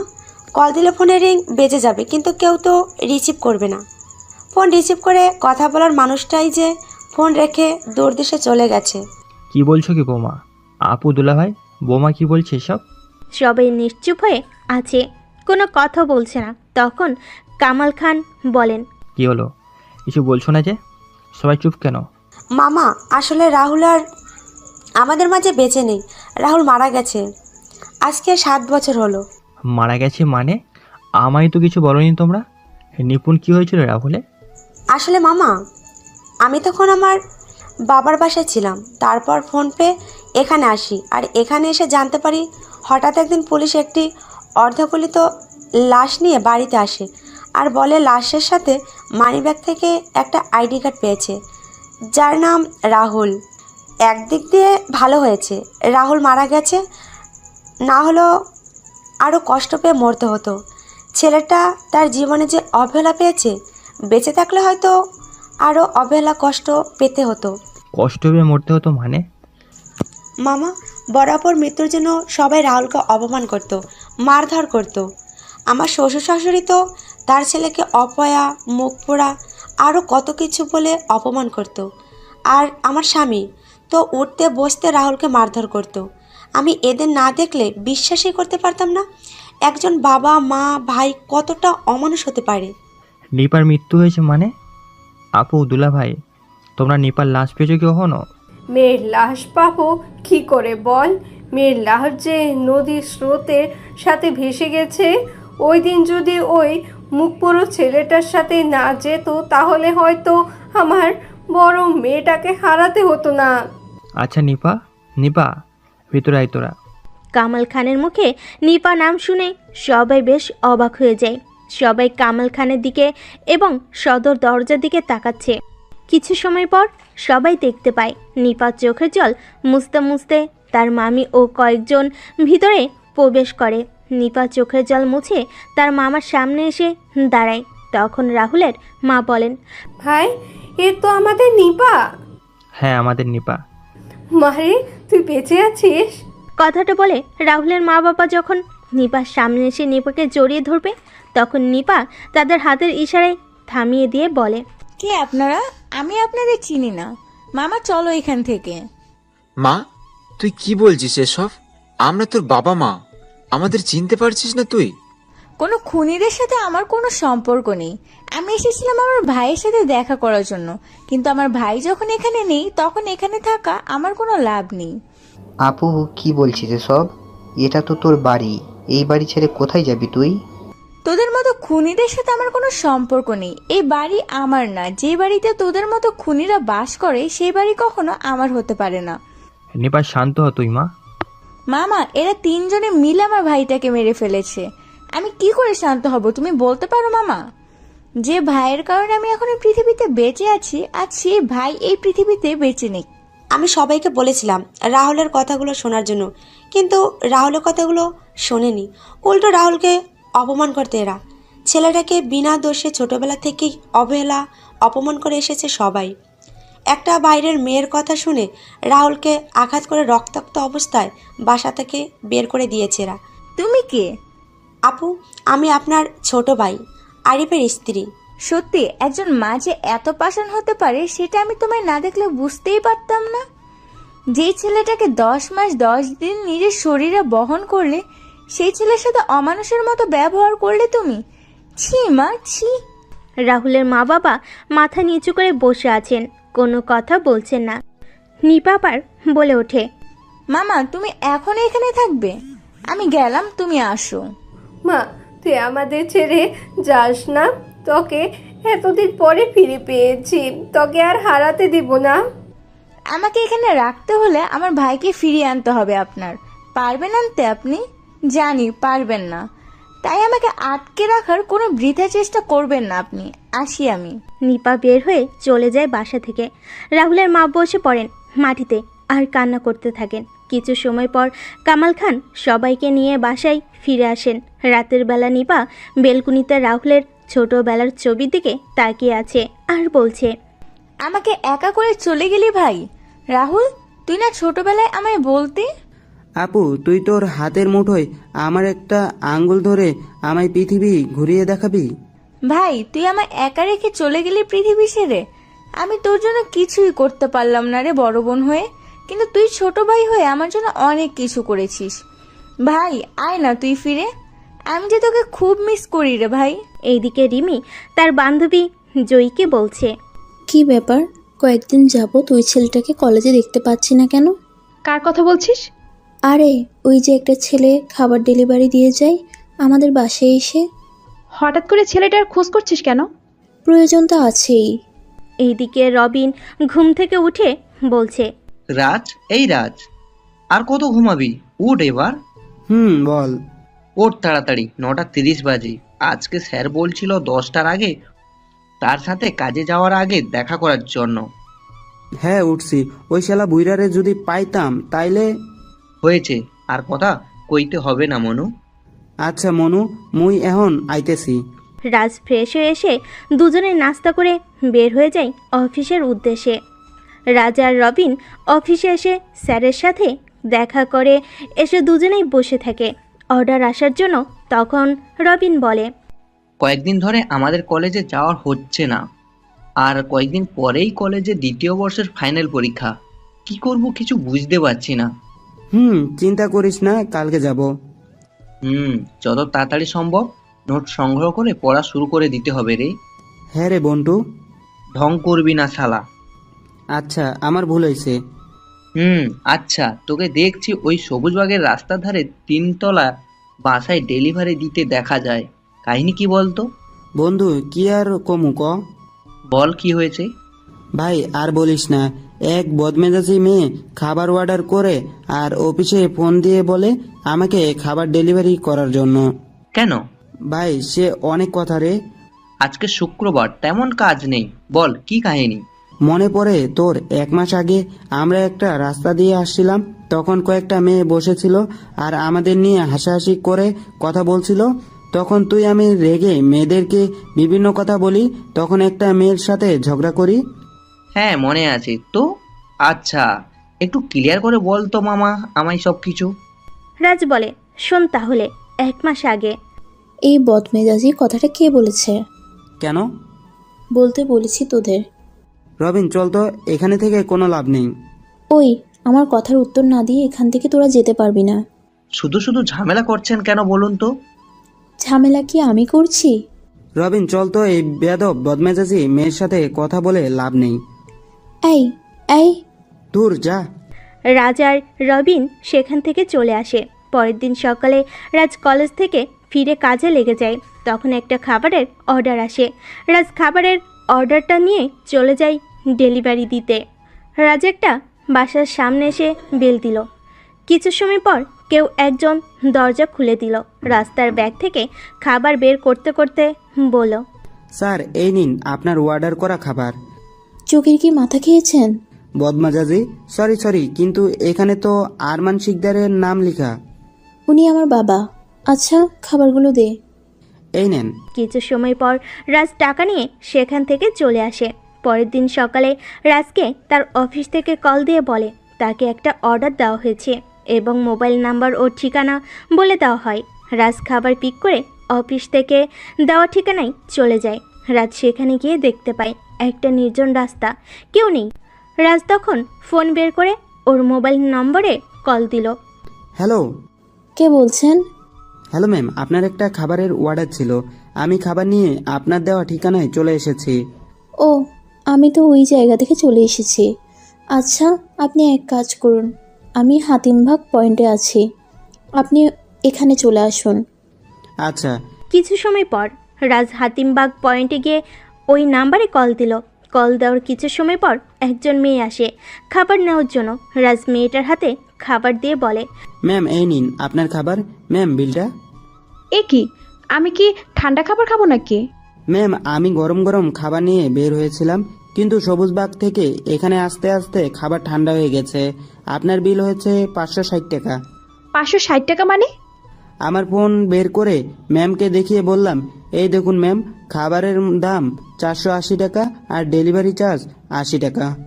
একে তো ঠান্ডা খাবার নিয়ে এসেছিস, তার উপরে বলছিস 560 টাকা। আমি 500 টাকা দিচ্ছি, এগুলো নিয়ে যা। ম্যাম, আমি তো আপনার থেকে বেশি টাকা নিচ্ছি না। আমার ফোনের অ্যাপে যা এসেছে আমি সেটা নিচ্ছি আপনার থেকে। কোনো কথা বলবি না, তাহলে আমি তোর অফিসে এখনই কল দিব, আর তোর প্রোফাইলে রেটিংও কম দিব। এই নে 500 টাকা। জয়ী কথাটা বলে চলে যায়, কিন্তু রাজ জয়ীকে অনেকবার ডেকেছিল, কিন্তু জয়ী দাঁড়ায়নি। জয়ী গাড়ি করে চলে যায়। রাজ কোনো উপায় না পেয়ে ওই জায়গা থেকে কাজ শেষ করে বাসায় চলে আসে। এভাবে 20 দিন রিমি আর জয়ী রাহুলকে খাবার নিয়ে ঘুরিয়েছিল। রাহুল একবার চিন্তা করেছিল, কিন্তু বাস্তবতার কথা চিন্তা করে আর চাকরি ছাড়তে পারেনি। বর্তমান ওই থেকে চলছে বন্ধু আমার ওই বাড়িতে যাওয়া আসা। বন্ধু, তোকে একটা কথা বলা হয়নি রে। কি কথা? তুই মেয়ে, কিন্তু আমাদের সাথে পড়ে আমার কলেজে এবং একই ডিপার্টমেন্টে। কি? হ্যাঁ রে, আমি সেদিন কিছু কাজে কলেজে গিয়েছিলাম, তখন দেখেছি। তাহলে আমি শেষ বন্ধু। ওই মেয়ের বাবা হলো আমাদের এখানকার কাউন্সিলর। আর কোনো কি কিছু বাকি আছে? না, আজকের জন্য সংবাদ এটুকুই। আচ্ছা, পরে কথা হবে। ওয়ার্ডার চলে এসেছে। বাই। রাজ চলে যায় রাজের কাজে, আর রবিন চলে যায় রবিনের কাজে। পরের দিন সকালে রাজ আর রবিন কলেজে চলে যায়। রাজ রবিন তার বন্ধুদের সাথে কথা বলছিল, তখন রিমি সামনে এসে বলে, ওই পান্ডা আমাদের জন্য খাবার নিয়ে আয়। কেউ কোনো কথা বলছে না। তখন রিমি আবার বলে ওঠে, কি রে, কি বললাম শুনতে পাসনি? কাকে বলছেন আপনি? তোর পাশের পান্ডাকে। ওর নাম পান্ডা না, ওর নাম হলো রাজ। তো যাই হোক, কি রে শুনতে পাসনি কি বললাম? ওই তোরা চল, রবিন তুইও চল, ক্লাসের সময় হয়ে গেছে। রাজ উঠে কয়েকবার সামনে এগুতেই রিমি রাজের কলার চেপে ধরে বলে, তুই আমার কথা অমান্য করার সাহস পেলি কোথা থেকে? তুই জানিস আমি কার মেয়ে? মানুষের কাজেই তো পরিচয়, তাই আমি কারো পরিচয় সম্পর্কে জানতে ইচ্ছুক নই। আসি, এই চল তোরা। বাবা, ছেলেটার কথার কি ঝুড়ি! এক কথা এতদিনের করা সকল কিছুর উত্তর দিয়ে গেল। দাঁড়া, ক্লাস শেষ করে বের হোক, তারপর বুঝাবো ওকে। রাজ আর রবিন সকল ক্লাস শেষ করে বের হয়ে যখন মাঠ দিয়ে হাঁটছিল, তখন রিমি রাজের সামনে এসে দাঁড়ায়। রাজ রিমিকে দেখে পাশ কাটিয়ে চলে যায়। তখন রিমি ইচ্ছে করে রাজের গায়ের সাথে ধাক্কা খায় আর মাগো বলে মাটিতে পড়ে যায়। তখন রাজ কিছুটা রেগে বলে, আচ্ছা, আপনি আমায় অযথা হয়রানি করাচ্ছেন কেন বলুন তো? ছোট লোকের বাচ্চা, তোর তো সাহস কম না, তুই আমায় রাগ দেখাচ্ছিস? রাজ থাপ্পড়টা খেয়ে মাথা নিচু করে নিল। তখন রিমি আবার বলে ওঠে, তুই আমার সম্পর্কে না জেনে আমার সাথে বেয়াদবি করেছিস। ওই দিন আমাকে বাজে কথা বলেছিস। জানিস আমি চাইলে তোকে এই কলেজ এবং শহর ছাড়া করতে পারি। মেয়েটার মুখে কলেজ ও শহর ছাড়ার কথা শুনে কিছুটা ভয় হলো। তখন বললাম, ম্যাম, ওই দিনের কাজের জন্য আমি আমার ভুল স্বীকার করছি, তবুও আমায় এই কলেজ ছাড়া করবেন না। আমাকে যে নিজেকে প্রতিষ্ঠিত করতে হবে, ভবিষ্যতে আমি আর আপনার সাথে কখনো কোনো বেয়াদবি করব না ম্যাম, আপনি আমায় দয়া করুন। যা, ক্ষমা করে দিলাম এবারের মতো তোকে। রাজার রবিন কলেজ থেকে বের হয়ে আসে। রাজার রবিন বাসায় এসে খাওয়া দাওয়া শেষ করে কাজের উদ্দেশ্যে বের হয়। রাস্তার ফোনে আসা অর্ডারগুলো রিসিভ করে খাবার ডেলিভারি দেওয়া শুরু করলো। রাত যখন ঘড়ির কাঁটায় 10টা, তখন রাজের ডিউটি শেষ। রাজ একটা দোকানে ঢুকে হাত ধুয়ে খাবার অর্ডার করে খাবারের অপেক্ষা করতে থাকে। কিছু সময় পর খাবার আসলে রাজ যখন খাওয়া শুরু করবে, তখনই রাজের ফোন বেজে ওঠে। রাজ খাবার মুখে না তুলেই ফোন হাতে নিয়ে দেখতে পায় তার অফিস থেকে কল। রাজ ফোন রিসিভ করে বলে, হ্যালো। ওপাশ থেকে কি বলছে কিছু শোনা যাচ্ছে না। রাজ একবার খাবারের দিকে তাকিয়ে বলে, স্যার, আমি মাত্র খাবার খেতে বসেছি, আমি খাবারটা খেয়ে আসছি অর্ডার নিয়ে। রাজ ফোনটা রেখে খাবারের দিকে একবার তাকাচ্ছে, আরেকবার ফোনের দিকে। রাজ খাবার রেখেই হাত ধুয়ে বিল দিয়ে বের হয়ে যায়। রাজ বের হওয়ার আগে দোকানিকে বলে, মামা এই খাবারটা কোনো অসহায়কে দিয়ে দিবেন। রাজ বের হয়ে রেস্টুরেন্ট থেকে খাবার নিয়ে চলে যায় ডেলিভারি করার জন্য। রাজ ডেলিভারি সম্পূর্ণ করে বাসায় ফিরতে ফিরতে প্রায় রাত 12টা বেজে যায়। রাজ বাসায় প্রবেশ করতেই রবিন বলে, কিরে এত দেরি হলো যে? আরে বলিস না, হঠাৎ করে অফিস থেকে কল দিয়ে বলে খাবার নিয়ে যাওয়ার জন্য। খাওয়া দাওয়া করেছিস? হ্যাঁ করেছি, তুই করেছিস? রবিন কোনো কথা না বলে চলে যায় সেখান থেকে। রাজ বাথরুমে গিয়ে ফ্রেশ হয়ে বের হতেই দেখতে পাই রবিন খাবার হাতে দাঁড়িয়ে আছে। তখন রাজ বলে, খাবার খাসনি তুই এখনো? কথা না বলে খেয়ে নে, আমি তোকে ভালো করে চিনি। সো আমার সাথে মিথ্যে বলে লাভ নেই। আচ্ছা বাদ দে, আমি খাইয়ে দিচ্ছি। রবিন কথাটা বলে রাজকে বিছানায় বসিয়ে খাবার খাইয়ে দিতে লাগলো। রাজ খাবার খাচ্ছে আর কান্না করছে। তখন রবিন বলে, কান্না করছিস কেন? তুই না থাকলে আমার কি হতো বল? সত্যি আমি তোকে বন্ধু হিসাবে পেয়েছি। পাম দিস না তুই আমায়, শালা। তোকে খাইয়ে দিচ্ছি। এখন আর কিছুদিন পরে তুই যখন বিয়ে করবি তখন তোর স্ত্রীর হাতে রান্না খাওয়াতে হবে কিন্তু। চিন্তা করিস না, তোর বউ তো আমার বউ, আর আমার বউ তোর ভাবি। শালা আগের মতো স্যানা রয়েই গেলি তুই। দুই বন্ধু আরো কিছু সময় কথা বলে ঘুমিয়ে পড়ে। পরের দিন সকালে রবিন কিছু কাজে তার পরিবারের সাথে দেখা করার জন্য তার বাড়ি চলে যায়। আর রাজ দাঁড়িয়ে আছে গাড়ির জন্য। রাজ একবার রাস্তার দিকে আর একবার আকাশের দিকে তাকিয়ে বলছে, তোর ছাতাটা নিয়ে আসলাম। এই বৃষ্টি মৌসুমে কখন যে বৃষ্টি কোন দিক থেকে এসে আক্রমণ করবে বলা যায় না। ইস, এখন যদি শীতকাল হতো তাহলে কতটাই না ভালো হতো। ওয়াক। ওই, এটা কি করলি তুই? প্রতিশোধ নিয়েছি। কিসের? দেখতে পারছেন না কিসের প্রতিশোধ নিয়েছি? বুঝতে পারছেন না কিছু? বলছি শুনুন তাহলে। রাজ যখন রাস্তার পাশে দাঁড়িয়েছিল গাড়ির জন্য, তখনই রিমি ওই রাস্তা দিয়ে যাচ্ছিল। রিমি আজকে দাঁড়িয়ে থাকতে দেখে ইচ্ছে করে রাস্তার পাশে জমে থাকা পানিতে চাকা নামিয়ে রাজের শরীরে কাদা ছিটিয়ে দিল। রাজ ও পাশে পড়ে থাকা ইটের টুকরো তুলে রিমির গাড়িতে ছুঁড়ে মারে, আর গাড়ির পিছনের গ্লাস ভেঙে যায়। রাজ বলছে, বেশি কথা বললে কিন্তু এই কাদামাখা শরীরে জড়িয়ে ধরবো। এই এই, ইয়াক, দূরে যা। দুইজনের যখন ঝগড়া চলছিল তখন রাহুল আর রিমি কয়েকজন লোকের চিৎকার শুনতে পায়। রাজ ও রিমি লোকেদের দিকে তাকিয়ে কিছু বুঝতে পারে না। তখন রাজ আর রিমি রাস্তার দিকে তাকায়। তখন রাজ রিমিকে ধাক্কা দিয়ে সরিয়ে দৌড় দিল। রিমি নিজেকে সামলে নিয়ে রাজের দিকে ফিরে কিছু বলতে যাবে, তখনই রিমি দেখতে পায় রাজ রাস্তার মাঝ দিয়ে দৌড়াচ্ছে আর উল্টো দিক থেকে গাড়ি আসছে। গাড়ি যখন রাজের খুব কাছাকাছি তখন রিমি কানে হাত দিয়ে চোখ বন্ধ করে নেয়। কিছু সময় পর রিমি চোখ খুলে সামনে তাকিয়ে দেখতে পায় রাস্তায় অনেক লোক জড়ো হয়ে আছে। রিমিও সেখানে গিয়ে দেখতে পায়। সেখানে গিয়ে ভিড় ঠেলে ভিতরে যেতেই দেখতে পেলাম রাজ একটা বাচ্চা ছেলের সাথে কথা বলছে। কিছু সময় পর বাচ্চাটার মা এসে রাজকে ধন্যবাদ দিয়ে বাচ্চাটাকে নিয়ে যায়। রাজ আমাকে দেখতে পেয়ে আমার সামনে এসে বলে, সরি আপনাকে তখন আমার কাদামাখা হাত দিয়ে ধাক্কা দেওয়ার জন্য। আসলে বাচ্চাটা তখন রাস্তায় চলে এসেছিল, যার জন্য আচ্ছা ঠিক আছে, আমি তেমন কিছু মনে করিনি। রিমি দেখতে পাই রাজের হাত এবং মাথা ফেটে গেছে। তখন রিমি বলে, তোমার তো রক্ত পড়ছে, তুমি হাসপাতালে চলো। আরে তেমন কিছু হয়নি, এইগুলো তো সামান্য। আগে কত বাদ দিন, আসি আমি। আর আপনি তো ফ্রেশ হয়ে নেবেন। আরে আজব মানুষ তো, বলছি না রক্ত পড়ছে, তাহলে এত কথা কেন বলছো? চলো তো আমার সাথে, চলো। আরে কোনো কথা নয়। কিন্তু আমার শরীরে তো ময়লা, আপনার গাড়ি তাহলে ময়লা হয়ে যাবে তো। আমার কাছে একজন মানুষের জীবনের মূল্য অনেক বেশি, গাড়ির মূল্য না। উঠো গাড়িতে। রাজার কোনো কথা বলো না। রিমি রাজকে গাড়িতে বসে গাড়ি চালানো শুরু করলো।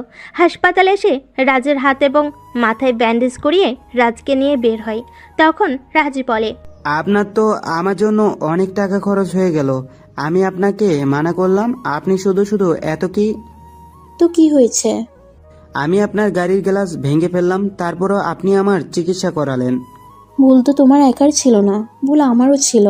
চলো তোমায় বাসায় নামিয়ে দেই। না লাগবে না, আমি যেতে পারবো একা একা। আচ্ছা, তোমার ঘাড়ের সব কয়টা রক কি বাঁকা? সবসময় এত না না করো কেন? রক বেকা হতে যাবে কেন?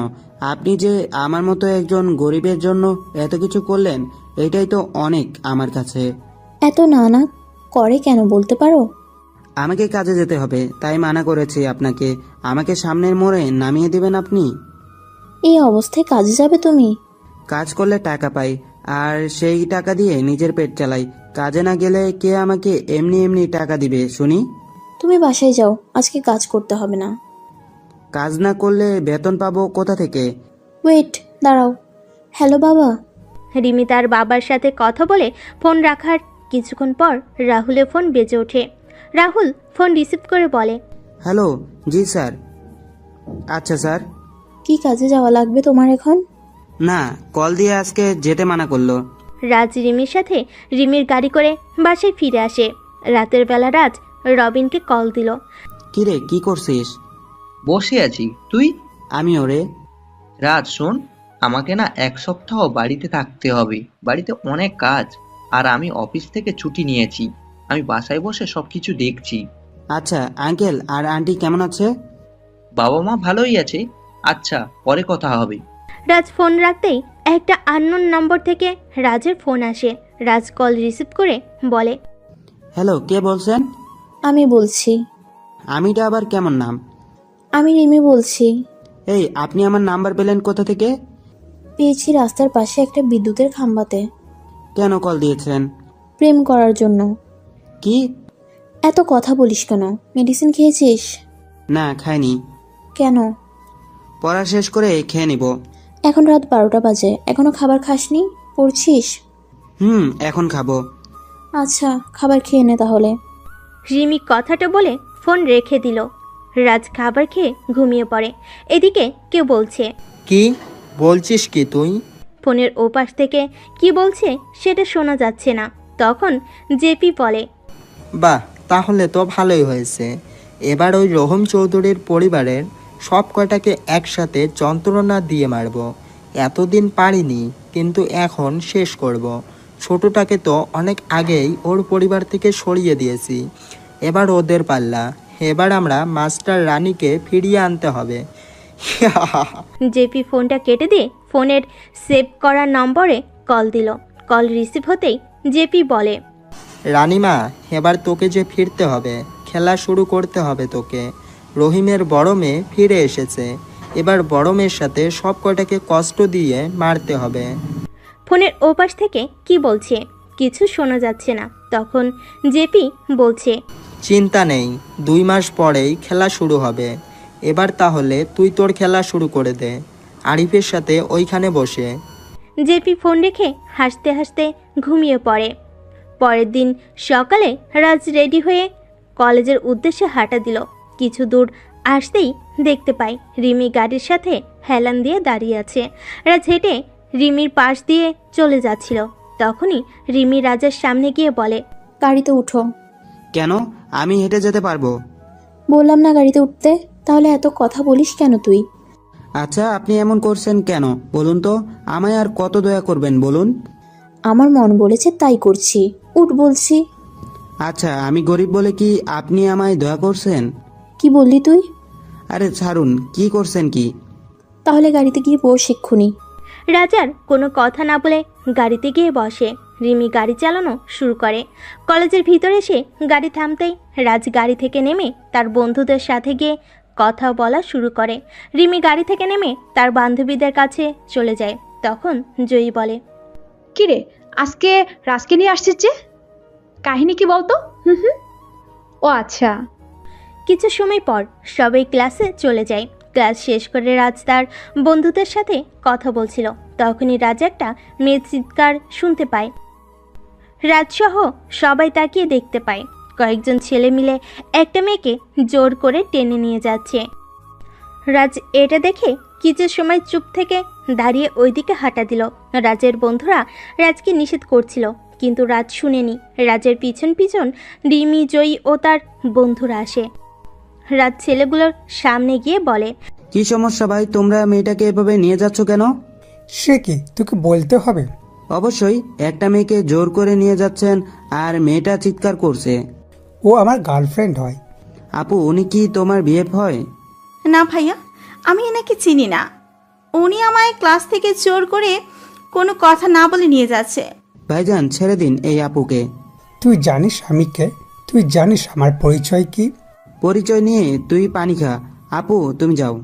আমি হলাম বাংলাদেশের বিজনেসম্যান জাহিদ পারভেজ এর একমাত্র ছেলে সাহিদ। এই মেয়েকে আমি তো নিয়েই যাব। সাইদের কথা শুনে রাহুলের চেহারায় একটা হিংস্র রূপ ফুটে ওঠে। রাজের কপালের রগগুলো ফুলে উঠতে লাগলো।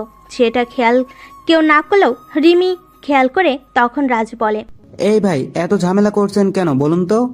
ঝামেলা তো এখনই করিনি, তুই চলে যা এখান থেকে, তাহলে কোনো ঝামেলা হবে না। সাইদ যখনই নিতুর হাত ধরতে যাবে তখন নিতু রাজের পিছনে এসে রাজের বাম হাত চেপে ধরে বলে, ভাইয়া আমায় বাঁচান আপনি, এই মানুষটা আমায় মেরে ফেলবে। এই ছেলে কি করবে জানিস আমার পাওয়ার কি? তোকে তো আমি বিয়ে করব, যদি না পারি তাহলে তোকে আমার এক রাতের জন্য হলেও চাই। চল তুই সাইদ যখন নিতুর হাত ধরতে যাবে তখন রাজ সাইদের ডান হাত মুছে দিয়ে চেপে ধরে বলে, আপুটা যখন চাইছে না তোর সাথে যেতে তাহলে জোর করছিস কেন? তোদের মতো ছেলেদের কারণে মেয়েরা বাইরে চলাফেরা করতে পারে না। মন তো চাচ্ছে তোর চোখের মণিগুলো বের করে নেই। এত সুন্দর মেয়ের সাথে এত সুন্দর? না, তোকে তোর ভাষায় বোঝাতে হবে দেখছি। রাজ কথাটা বলে সাইদ ও তার সাথে সবাইকে মারতে লাগলো। সাইদকে মেরে মাটিতে ফেলে রেখে রাজ নিতুকে নিয়ে সেখান থেকে চলে যায়। রাজ নিতুকে জিজ্ঞেস করে, আপু তুমি ছেলেটাকে চিনো? আমার বাবার বন্ধুর ছেলে। ওই ছেলে একটা খারাপ ছেলে। আপু তুমি এখন বাসায় যেতে পারো। ধন্যবাদ ভাইয়া। নিতু চলে গেলে রাজু পিছন ঘুরে যে সামনে হাঁটতে যাবে তখন রিমি বলে, ওয়েট নায়ক সাহেব। নায়ক মানে? কালকে একটা বাচ্চার প্রাণ বাঁচালে আর আজকে একটা মেয়েকে বাঁচালে, তাই বললাম। কালকে যেটা করেছি সেটা আমার দায়িত্ব ছিল, আজকেও যা করছিস সেটাও আমার দায়িত্ব ছিল। বুঝলাম। আমি কি যেতে পারি এখন? আমি কি জড়িয়ে ধরেছি তোমায়? রাজ পাশ কাটিয়ে সামনের দিকে হাঁটা দিল আর মনে মনে বলে, এই মেয়ের মাথার সমস্যা আছে নিশ্চয়ই, না হলে কি সব আবল তাবল কথা বলে। এর থেকে দূরে থাকতে হবে, এদের মতো বড়লোকদের বিশ্বাস করতে নেই। এইদিকে সাইদকে তার কয়েকজন সহযোগী হাসপাতালে নিয়ে যায়। কিছু সময় পর জেপি চলে আসে হাসপাতালে আর জিজ্ঞেস করে সাইদের এমন অবস্থা কে করলো। তখন সবাই কলেজের সব কিছু খুলে বলে। হঠাৎ করে জেপির ফোন বেজে ওঠে। জেপি কল রিসিভ করে বলে, হ্যাঁ রানিমা বলো। সায়েদকে কল দিচ্ছে কিন্তু কল রিসিভ করছে না কেন? আর কাজের আপডেটটা কি? রানিমা তোকে যে এখনই দেশে আসতে হবে। সাইদ আজকে গিয়েছিল নেতুর কলেজে, কিন্তু একটা ছেলে সাইদকে খুব বাজেভাবে মেরেছে আর ডাক্তার বলেছে সাইদ কোমায় চলে গেছে। কি? কার এত সাহস যে আমার ভাইয়ের গায়ে হাত দেয়? ছেলেটার সম্পর্কে কেউ কিছু জানে না। আর শোন, আর 1 মাস পর মাইনিং ও পাথরের সবচেয়ে বড় টেন্ডার পাস হবে। আমাদের যা করার তা এখন থেকে শুরু করতে হবে। এখন থেকে চৌধুরী কোম্পানির ধ্বংস শুরু করতে হবে এবং ওদের থেকে সবচেয়ে বড় অ্যামাউন্ট আমাদের কাউন্ট করতে হবে। আমি আসছি বাবা, কালকে সকলেই আসছে। 20 বছর ধরে এই টেন্ডারের জন্য এত কিছু করা, এটা আমাদের পেতে হবে। শোন মা। হ্যাঁ বাবা বলো। আমি শুনেছি একটা নতুন কোম্পানি, ও নাকি টেন্ডার জমা দিবে। এখন বাজেট কত হতে পারে হবে? আমি যেমন বলি তেমন করো, এতে করে আমাদের বেশি টাকা খরচ করতে হবে না। তার জন্য তোমার একজন ইনভেস্টর প্রয়োজন, যা তোমাকে এই 1 মাসের ভেতরে খুঁজে বের করতে হবে। আর একটা কথা বাবা, পারবে তো তুমি? হ্যাঁ হয়ে যাবে, তুই কালকে এসে তুই সুসংবাদ পেয়ে যাবি। জেপি ফোনটা রেখে হাসপাতালে ওয়েটিং রুমে বসে আছে। এইদিকে রানিমা তার লোকদের ফোন দিয়ে বলে, কাজে নেমে পড়ো সবাই, আমি কালকেই যেন একটা সুসংবাদ পাই। আমি দেশে আসছি আর ওদের টেন্ডারের সকল ইনফরমেশন আমার চাই। ওরা কত টাকা অ্যাকাউন্ট করবে সেটা আমাকে জানতে হবে। আর শোন, তোদের কাজের কেউ কোনো ঝামেলা সৃষ্টি করলে তাকে মেরে শুয়ে দিবি।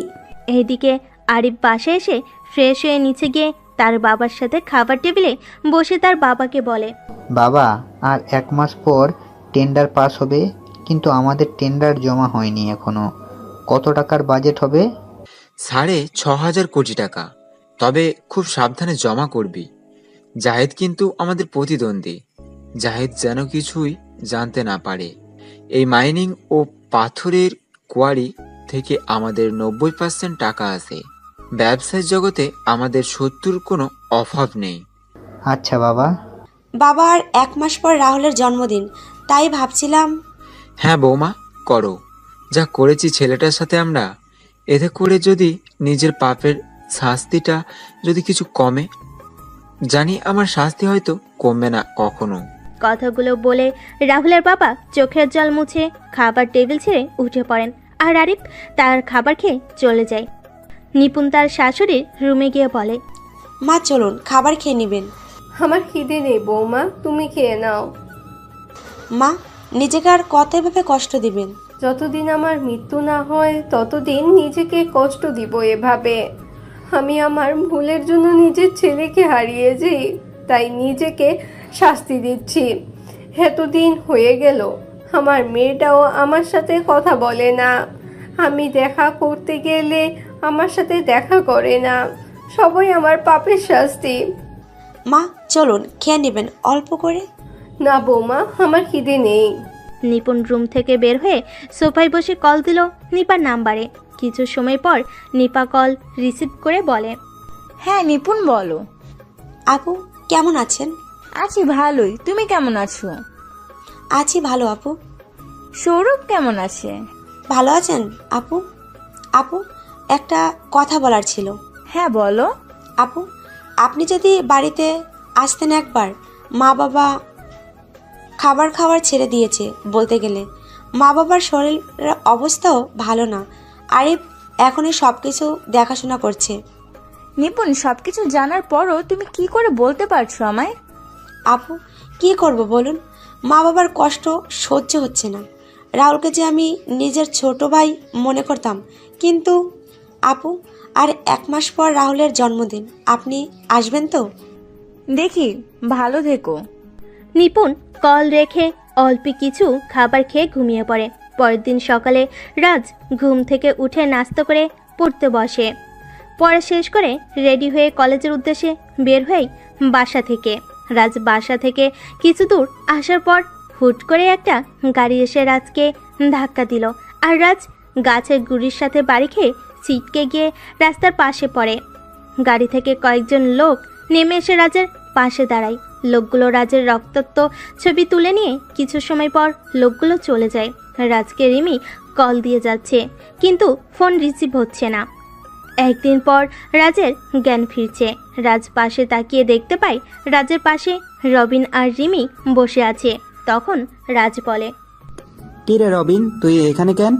তোর জ্ঞান ফিরেছে? দাঁড়া, আমি ডক্টর নিয়ে আসছি। এখন কেমন লাগছে তোমার? ভালো। যাক বাবা। এই যে ম্যাম, আপনি এখানে কি করে? চোখ মুখ ফ্যাকাশে হয়ে আছে কেন? কি হলো, কথা বলছেন না কেন? আমি এখানে থাকলে কি সমস্যা হবে? এত তেরা তেরা কথা বলেন কেন? আসুন ডক্টর, আসুন। ডাক্তার এসে রাহুলকে দেখে পরীক্ষা করে চলে যায়। তখন রবিন বলে, এখন বলো তো কি করে হলো এমনটা? আরে আমি কলেজে আসছিলাম, তখনই হঠাৎ করে একটা গাড়ি এসে আমায় ধাক্কা মারে, আর আমি কি জানি একটার সাথে ধাক্কা খেলাম। তারপর বলতে পারি না কিছুই। দেখে শুনে চলাফেরা করবি না? আমাকে দেখে কি তোর বাচ্চা মনে হয় রবিন? বাচ্চা না হলে এমন হতো নাকি? এই রবিন, এই বদমেজাজি মেয়ে এখানে কেন? কি বললি তুই? আমি বদমেজাজি? হ্যাঁ বলছি, কি করবি? তোরে আমি কাঁচা কাঁচা খেয়ে ফেলবো কিন্তু। তোকে বদমেজাজি মেয়ে বলা ভুল হয়েছে আমার। তুই তো আস্ত একটা রাক্ষসী মেয়ে। শালা আজকে তোরে। আয় এইদিকে, তোকে আমি। এই চুপ, একদম চুপ। কি শুরু করেছিস তোরা বাচ্চাদের মতো? রাজ রিমি না থাকলে কি হতো তোর? মানে উনি না থাকলে কি হতো? রবিন বাদ দে না।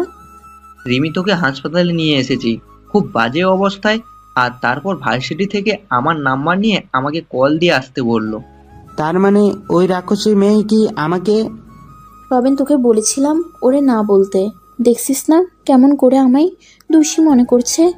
এর জন্যই কথাই বলে মানুষের ভালো করতে নেই। রাক্ষসী মেয়ে মানুষের ভালো করেছে, এটা লোকে শুনলে হাসবে। রবিন আমি গেলাম। রিমি কথাগুলো বলে কেবিন থেকে বের হয়ে যায়। তখন রবিন রাজের পাশে বসে বলে, মেয়েটা তোর জন্য এত কিছু করলো আর তুই মেয়েটাকে কথা শুনিয়ে দিলি? ও রাগান্বিত চেহারা দেখতে আমার ভালো লাগে, তাই ওকে রাগালাম। চিন্তা করিস না, কালকে সকালে চলে আসবে। জানিস, তোর এমন রক্তাক্ত অবস্থা দেখে রিমি কান্না করছিল। তুই জানলি কেমনে? রিমি আমায় কল দিয়ে কান্না করে বলেছিল তোর অ্যাক্সিডেন্টের কথা। আমিও তোর এমন খবর শুনে কাজ ফেলে এখানে চলে আসি। তাহলে কি বেশি বেশি করে ফেললাম? করেছিস। আচ্ছা বলতো, কে এমন কাজ করলো? জানি না, তবে তবে কি? আমার চোখ বন্ধ হওয়ার আগে আমি কয়েকজন লোককে দেখি, তবে তাদের চেহারা ক্লিয়ার না দেখে ঝাপসা দেখেছিলাম। রাজ, তাহলে কি হতেও পারে। ওইদিকে কি খবর বলতো? খবর ভালো না রে, কেউ ভালো নেই। তবে একটা খুশির খবর আছে তোর জন্য। কি? মামা বাসায় এসেছিলেন এবং তার সাথে তার বড় ভাগ্নি এসেছিল। কি তুই সত্যি বলছিস তো? হ্যাঁ রে। রাজা রবিন যখন কথা বলছিল তখন রবিনের ফোন বেজে ওঠে। রবিন ফোনে বাইরে চলে যায়। রবিন কল রিসিভ করে বলে, হ্যাঁ বলো। ওপাশ থেকে কি বলছে কিচ্ছু শোনা যাচ্ছে না। রবিন হঠাৎ করে চিৎকার দিয়ে বলে, কি বলছো কি? আমি তো কালকে আসার সময়ও সবাইকে বাসায় দেখলাম। তাহলে সবার বাইরে মানে এক রাতের ভিতরে কি এমন হলো সবাই যে বাসা থেকে বের হয়ে গেলেন? রবিন ফোনের ওপাশ থেকে সব শুনে ফোনটা কেটে দিয়ে রুমের ভিতরে প্রবেশ করে আর পায়চারি করতে লাগলো। রাজ রবিনকে রাগান্বিত দেখে বলে, কি হয়েছে? তুই এমন রেগে আছিস কেন? কিচ্ছু না। রবিন, কি কিছু হয়েছে? আমায় বল। তোর রেগে যাওয়া মানে কিছু একটা হয়েছে। বাড়ি থেকে কল এসেছিল। আঙ্কেল আন্টি ঠিক আছে তো? মা বাবা ঠিক আছে, কিন্তু আমি তো কালকে সবকিছু ঠিক দেখে এলাম। তাড়াতাড়ি করে গাড়ি নিয়ে আসতে বল, আমি এখনই বের হব। আর আমার লোকদের সামনে আসতে বল। রাজ, তুই অসুস্থ এই অবস্থায়? রবিন, আমি ঠিক আছি। আমি তোকে যা বললাম সেটা কর। রাজের কথা শুনে রবিন তার ফোন বের করে কল দিল একটা নাম্বারে। ওপাশ থেকে কল রিসিভ করে সালাম দেওয়ার পর রবিন সালামের উত্তর দিয়ে বলে, গাড়ি নিয়ে এই হাসপাতালে চলে আসো এবং হেলিকপ্টার রেডি রাখতে বলো। আর হ্যাঁ, সবাইকে বলবি সিলেটে আসতে। কিছু সময় পর রাজ আর রবিন বসে আছে হেলিকপ্টারে। রাজ চোখ বন্ধ করে বসে আছে আর রবিন কাউকে কল দিয়ে কথা বলছে।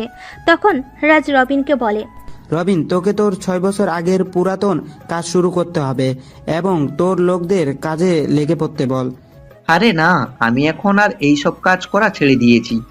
এখন এসব করলে নিজের এতদিনের ইমেজ খারাপ হয়ে যাবে।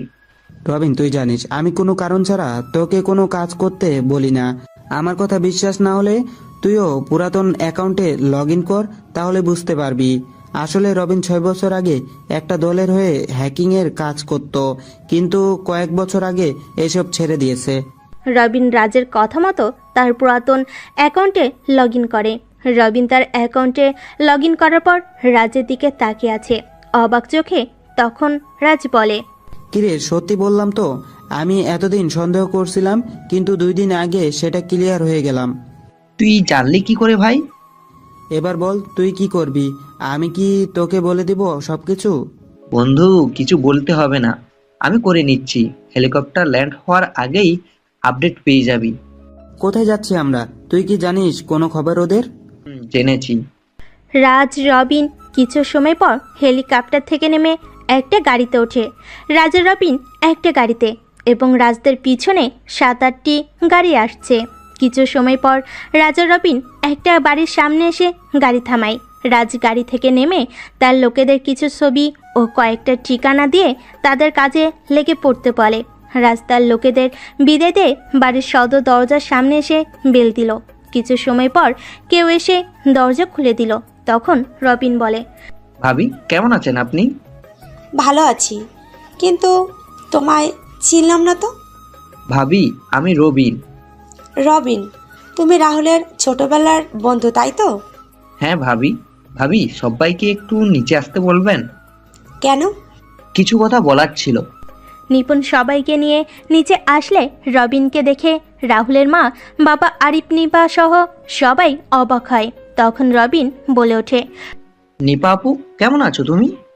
ভালো আছি। আর তুই সেই ফাজিল রবিন না? হ্যাঁ আপু, রাহুলের সাথে খেলতে এসে কতবার তোমার কানমলা খেয়েছি।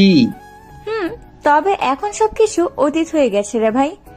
এসব হলো কি করে আপু? এটা তো আমার মা বাবা আর ভাই বলতে পারবে। আমি তো কিচ্ছুই জানি না। আমিও জানি না। যাক, তোকে অনেকদিন পর দেখলাম। তোরা দুইটায় আমাদের বাড়ি কত মারামারি করতি, বাড়িটা পুরো গরম হয়ে থাকতো। এখন সবকিছু অতীত। আপু যদি বলি কিছু অতীত হয়নি, আমার ভাইটা বেঁচে নেই, এখনো তো সবকিছু অতীত। তোমাদের জন্য একটা গুড নিউজ আছে সবার জন্য। কি গুড নিউজ? রাহুল, এই রাহুল, ভিতরে আয়। রবিনের কথা শুনে সবাই বসা থেকে দাঁড়িয়ে যায়। হঠাৎ করে সবাই সদর দরজার দিকে তাকায়। তখন সবাই দেখতে পায় একটা ছেলে টি শার্ট গায়ে, মাথায় ব্যান্ডেজ, ভিতরে প্রবেশ করে। তখন রবিন বলে, রবিন, কিছু বুঝলাম না, কে ও? আর তুই রাহুল বললি মানে? আপু, এ হচ্ছে তোমাদের 7 বছর আগে হারিয়ে যাওয়া রাহুল। রবিনের কথা শুনে নিপাপু এসে রাহুলের সামনে দাঁড়ায়। তারপর রাহুলের বাম হাতে কিছু একটা খোঁজ করতে থাকে। তখনই নিপা রাহুলকে জড়িয়ে ধরে কান্না করতে থাকে। রাহুলও নিপাকে জড়িয়ে ধরে কান্না করছে। রাহুল নিপাকে ছেড়ে দিয়ে নিপার চোখের জল মুছে দিয়ে তার ভাবির সামনে গিয়ে বলে, ভাবি কেমন আছো? আমি কারো ভাবি না। কে আপনি? ভাবি, তুমি আমায় চিনতে পারছো না? আমি না তোমার ছোট ভাই? তুই যদি আমার ছোট ভাই হতি তাহলে কখনো আমায় ছেড়ে যাওয়ার কথা ভাবতি না। হয়েছে, ডাক্তার আপাদের এই ঘোষা করা মানায় না। আচ্ছা, আমার ভুল হয়েছে। আমি কি এখন তোমার পায়ে ধরবো? ধর। শখ কত, পারবো না। দাও, আমার মাকে আমার কাছে দাও। রাহুল যখন নিপুণের পা জড়িয়ে ধরতে যাবে তখন নিপুণ রাহুলকে জড়িয়ে ধরে। রাহুলও তার ভাবিকে জড়িয়ে ধরে। রাহুল তার বাবা মায়ের সামনে গিয়ে বলে, মা বাবা কেমন আছো তোমরা? রাহুলের কথা শুনে মা বাবা কান্না করতে লাগলেন। রাহুল তার বাবা মাকে জড়িয়ে ধরে বলে, তোমরা কান্না করো না।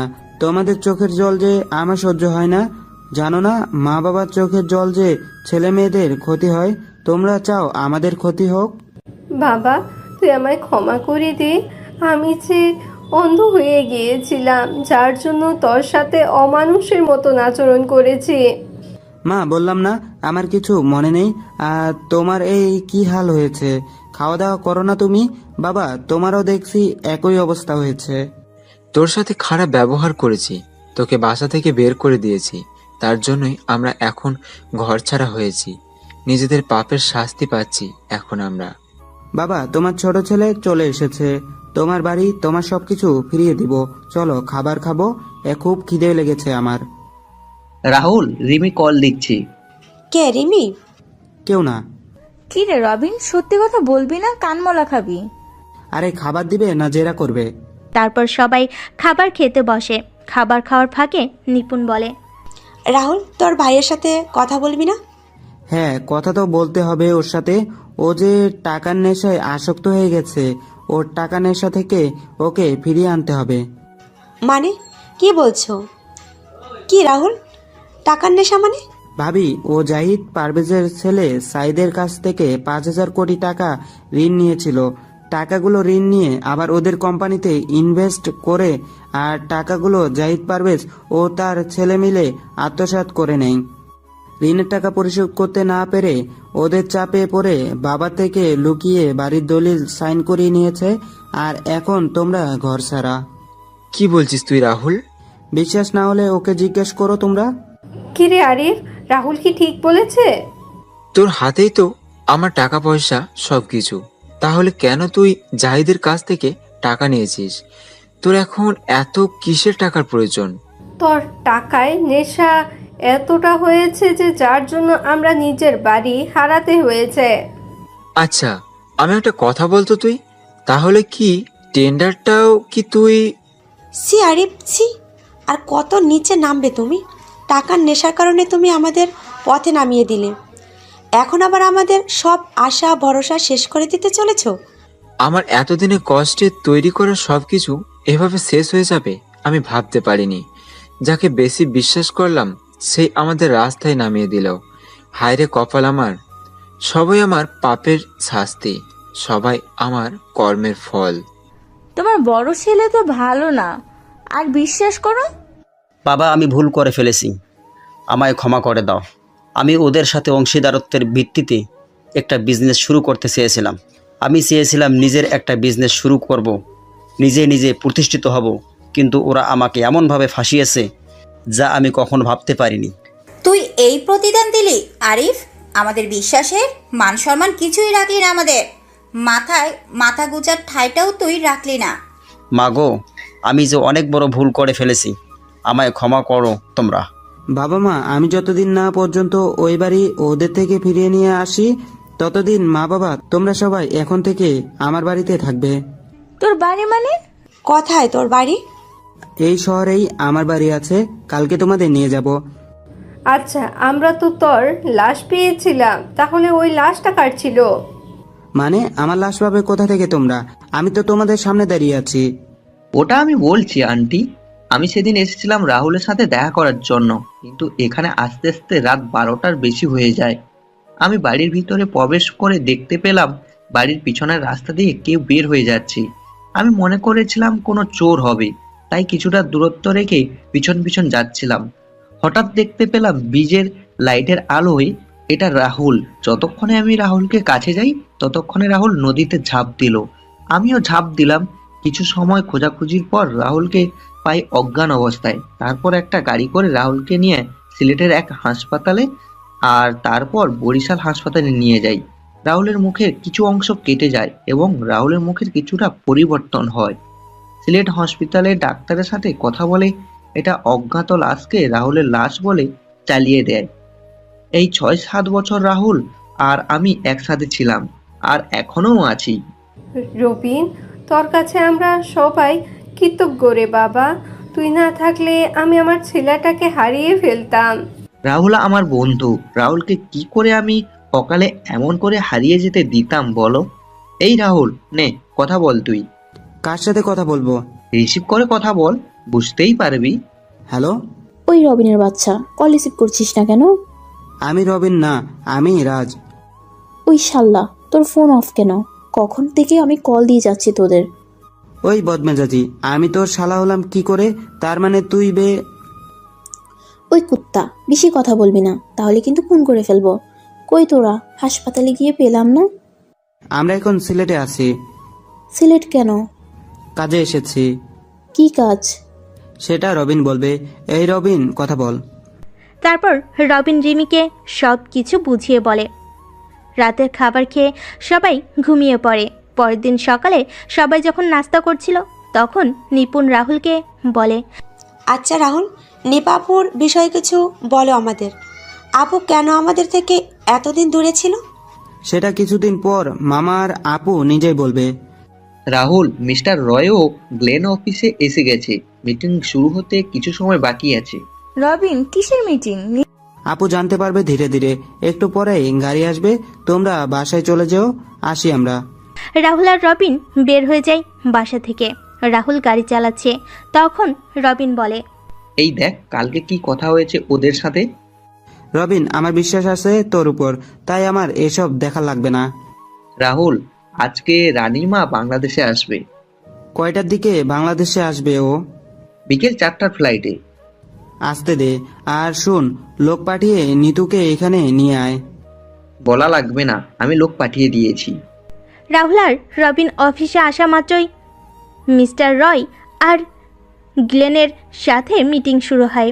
রাহুল মিস্টার রয় আর গ্লেনকে তাদের কোম্পানির তৈরি সকল প্রেজেন্টেশন, তাদের পণ্য সম্পর্কে মানুষের ধারণা কেমন, পণ্যের উৎপাদন প্রক্রিয়া আর গুণগত মান সব কিছু দেখাচ্ছিল।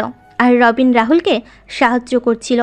রাহুল, রবিন, গ্লেন আর রয়কে সব কিছু এক্সপ্লেন বসেছিল তাদের থেকে রেসপন্স পাওয়ার জন্য। তখন একজন আরেকজনের দিকে তাকিয়ে ধীরে ধীরে বলে, কিরে রবিন, কিছু বলছে না কেন? কিরকম করে সবকিছু দেখছে? এই অর্ডারটা না পেলে আমাদের প্রচুর লসের মধ্যে পড়তে হবে। মনে হয় আমাদের প্রেজেন্টেশন ওদের ভালো লাগেনি। আরে এত তাড়াতাড়ি হেরে যাচ্ছিস কেন? দেখ কি বলে। আরে দেখেছিস না কেমন করে তাকিয়ে আছে আমাদের দিকে? বাইরে সাংবাদিকরা দাঁড়িয়ে আছে। যদি 19-20 হয় তাহলে আমাদের কোম্পানি লাল বাতি জ্বলে উঠবে।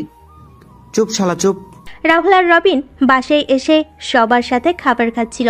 তখনই সবাই শুনতে পায় নিউজে বলছে এই প্রথমবারের মতো বাংলাদেশের কোনো কোম্পানির সাথে রাশিয়ার মতো উন্নত দেশের টপ কোম্পানি লুকাইলো কাজ করতে চলেছে। 40 বছরের বাংলাদেশের ইতিহাস এই অসম্ভব কাজটা সম্ভব করে দেখিয়েছে আর চৌধুরী কোম্পানি। এই অল্প সময়ে নিজেদের কাজের প্রমাণ দেখিয়েছে এই কোম্পানি। বাংলাদেশের সবচেয়ে সফল কোম্পানি তালিকায় প্রথম স্থান দখল করে নিল আর চৌধুরী কোম্পানি। নিউজটা দেখে রাহুলের বাবা বলেন, অনেক ইচ্ছে ছিল এই কোম্পানির সাথে কাজ করার, কিন্তু সেটার হলো না। কাজটা করতে পারলে আমরা এখন ওই আর চৌধুরী কোম্পানির জায়গায় থাকতাম।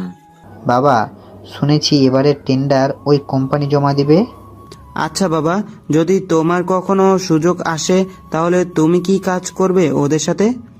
এসব কথা বলে কি আর লাভ বল? এটা তো আর সম্ভব না।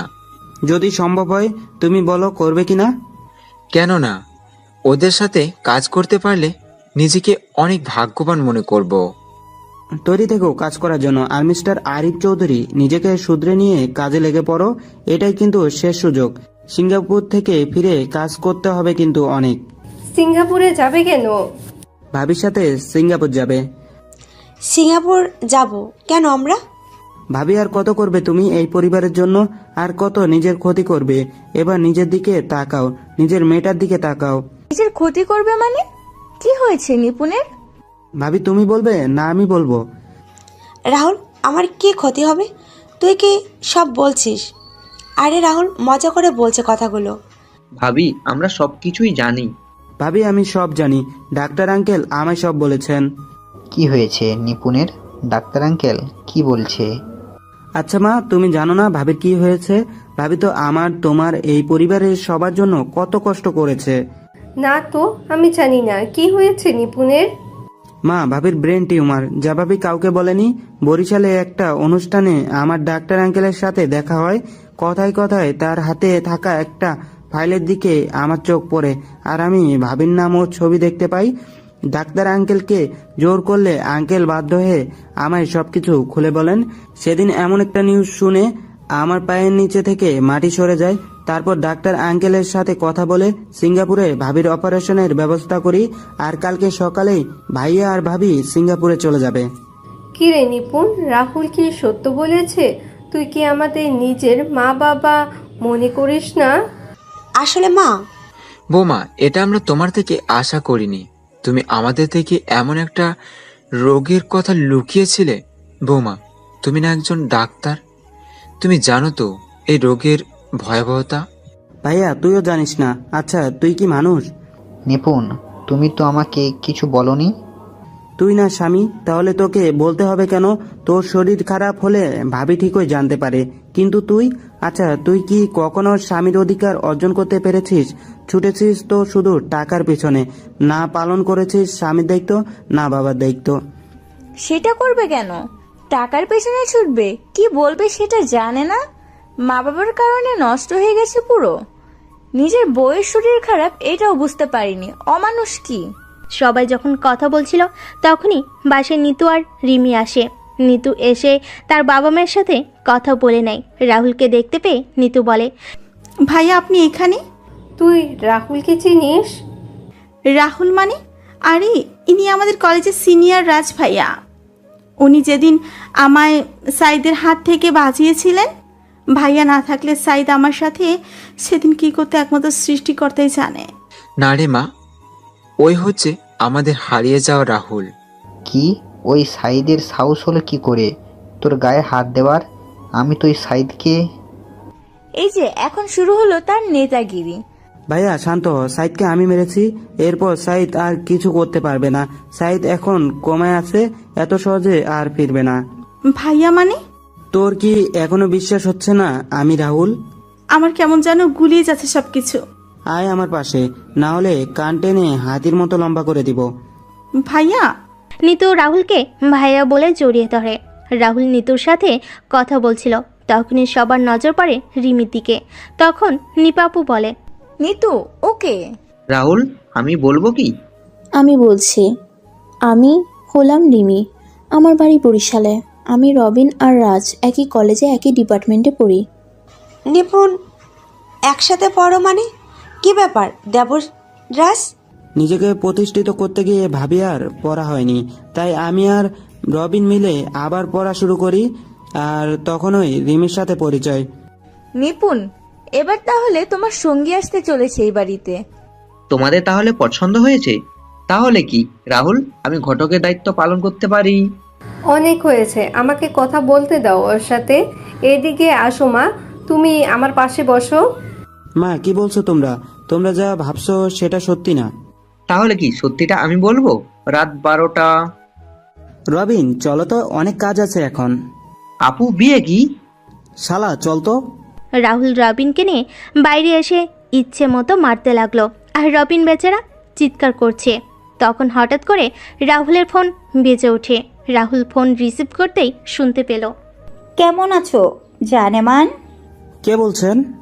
কেমন আছো জানেমান? এত তাড়াতাড়ি ভুলে গেলে আমায়? তোমার এক্স গার্লফ্রেন্ড। আমার এক্স দিয়া? যাক, মনে আছে তোমায়? মনে থাকবে না? তোর আর তোর বাপের থেকে অনেক হিসাব তুলতে হবে যে।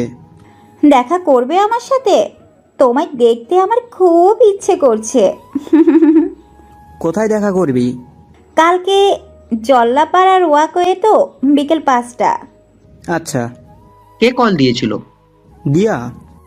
কোথায় যাবি? কালকে বিকেলে দেখা করতে যাব। আর শুন, রিমিকে আমাদের সাথে নিয়ে যাব কালকে। কেন? গেলেই দেখতে পাবি, খাঁচা ভেঙে পাখি উড়ে গেছে রে, অন্য ডালে সুখ না পেয়ে আবার খাঁচায় ফিরে এলো রে। আহারে আহারে। তুই গান গাইছিস? কালকে তুইও সেখানে একটা জিনিস দেখে গান গাইবি, দেখে নিস। রাহুল আর রবিন আরও কিছু সময় কথা বলে বাসায় চলে আসে। সবাই একসাথে খাওয়া দাওয়া করে যে যার রুমে গিয়ে ঘুমিয়ে পড়ে। পরের দিন সকালে সবাই নাস্তা করে নিল। তারপর রাহুল, রবিন, আরিফ আর নিপুণকে নিয়ে রওনা দিল এয়ারপোর্টের উদ্দেশ্যে। রাহুল সমস্ত ফর্মালিটি শেষ করিয়ে যখন আসতে যাবে, তখন নিপুণ রাহুলকে বলে, রাহুল ভাই আমার, আমি যদি আর ফিরে না আসি তাহলে আমার মেয়েটাকে দেখে রাখিস। ভাবি, তুমি কি বলছো এসব? তোমার কিছু হবে না, তুমি সুস্থ হয়ে যাবে। তোমার মেয়েকে তো তুমি দেখবে। আমি ডাক্তার, আর আমি জানি আমি কোন পর্যায়ে আছি। ভাবি, তুমি সুস্থ হয়ে যাবে। তুমি যদি ভেঙে পড়ো তাহলে কি করে হবে বলো? তুমি নিজেকে শক্ত রাখবে, আর নিজের মেয়ের জন্য তোমায় বাঁচতে হবে, তোমার স্বামীর জন্য বাঁচতে হবে, আমাদের এই সংসারের জন্য তোমায় বাঁচতে হবে। ওই হাদারাম, দেখে রাখবি, কোনো সমস্যা হলে কল দিবি, আর আমার মাটাকে দেখে রাখবি। মনে হচ্ছে বউ বাচ্চা তোর। আরে ভাই, আমি আছি তো দেখার জন্য। ভাইয়া, তোর ভাইকে বিয়ে দিয়ে দাও। চুপ শাল্লা, সাবধানে যাবে। এয়ারপোর্ট থেকে রাহুল আর রবিন অফিসে চলে যায়। বিকেলবেলা রাহুল আর রবিন বাসায় এসে খাওয়া দাওয়া শেষ করে কিছু সময় রেস্ট নিয়ে রেডি হয়ে নেয়। রাহুল রবিনকে বলে, রিমিকে নিয়ে আয় তুই, আমি গাড়িতে আছি। আমি নিয়ে আসবো? হ্যাঁ, তুই নিয়ে আয়, আমি গেলাম। রাহুল গাড়ির কাছে গিয়ে ফোন বের করে কাউকে কল দিয়ে কথা বলছে। কিছু সময় পর রবিন আর রিমি বাসা থেকে বের হয়ে আসে। রাহুল কথা বলা শেষ করে ইশারা করে গাড়িতে বসার জন্য। রিমি, রবিন গাড়িতে বসলে রাহুল গাড়ি চালানো শুরু করে। তখন রিমি বলে, কোথায় যাচ্ছি আমরা? কাজে যাচ্ছি। মিথ্যে বলছি কেন, সত্যিটা বল। কি সত্যি?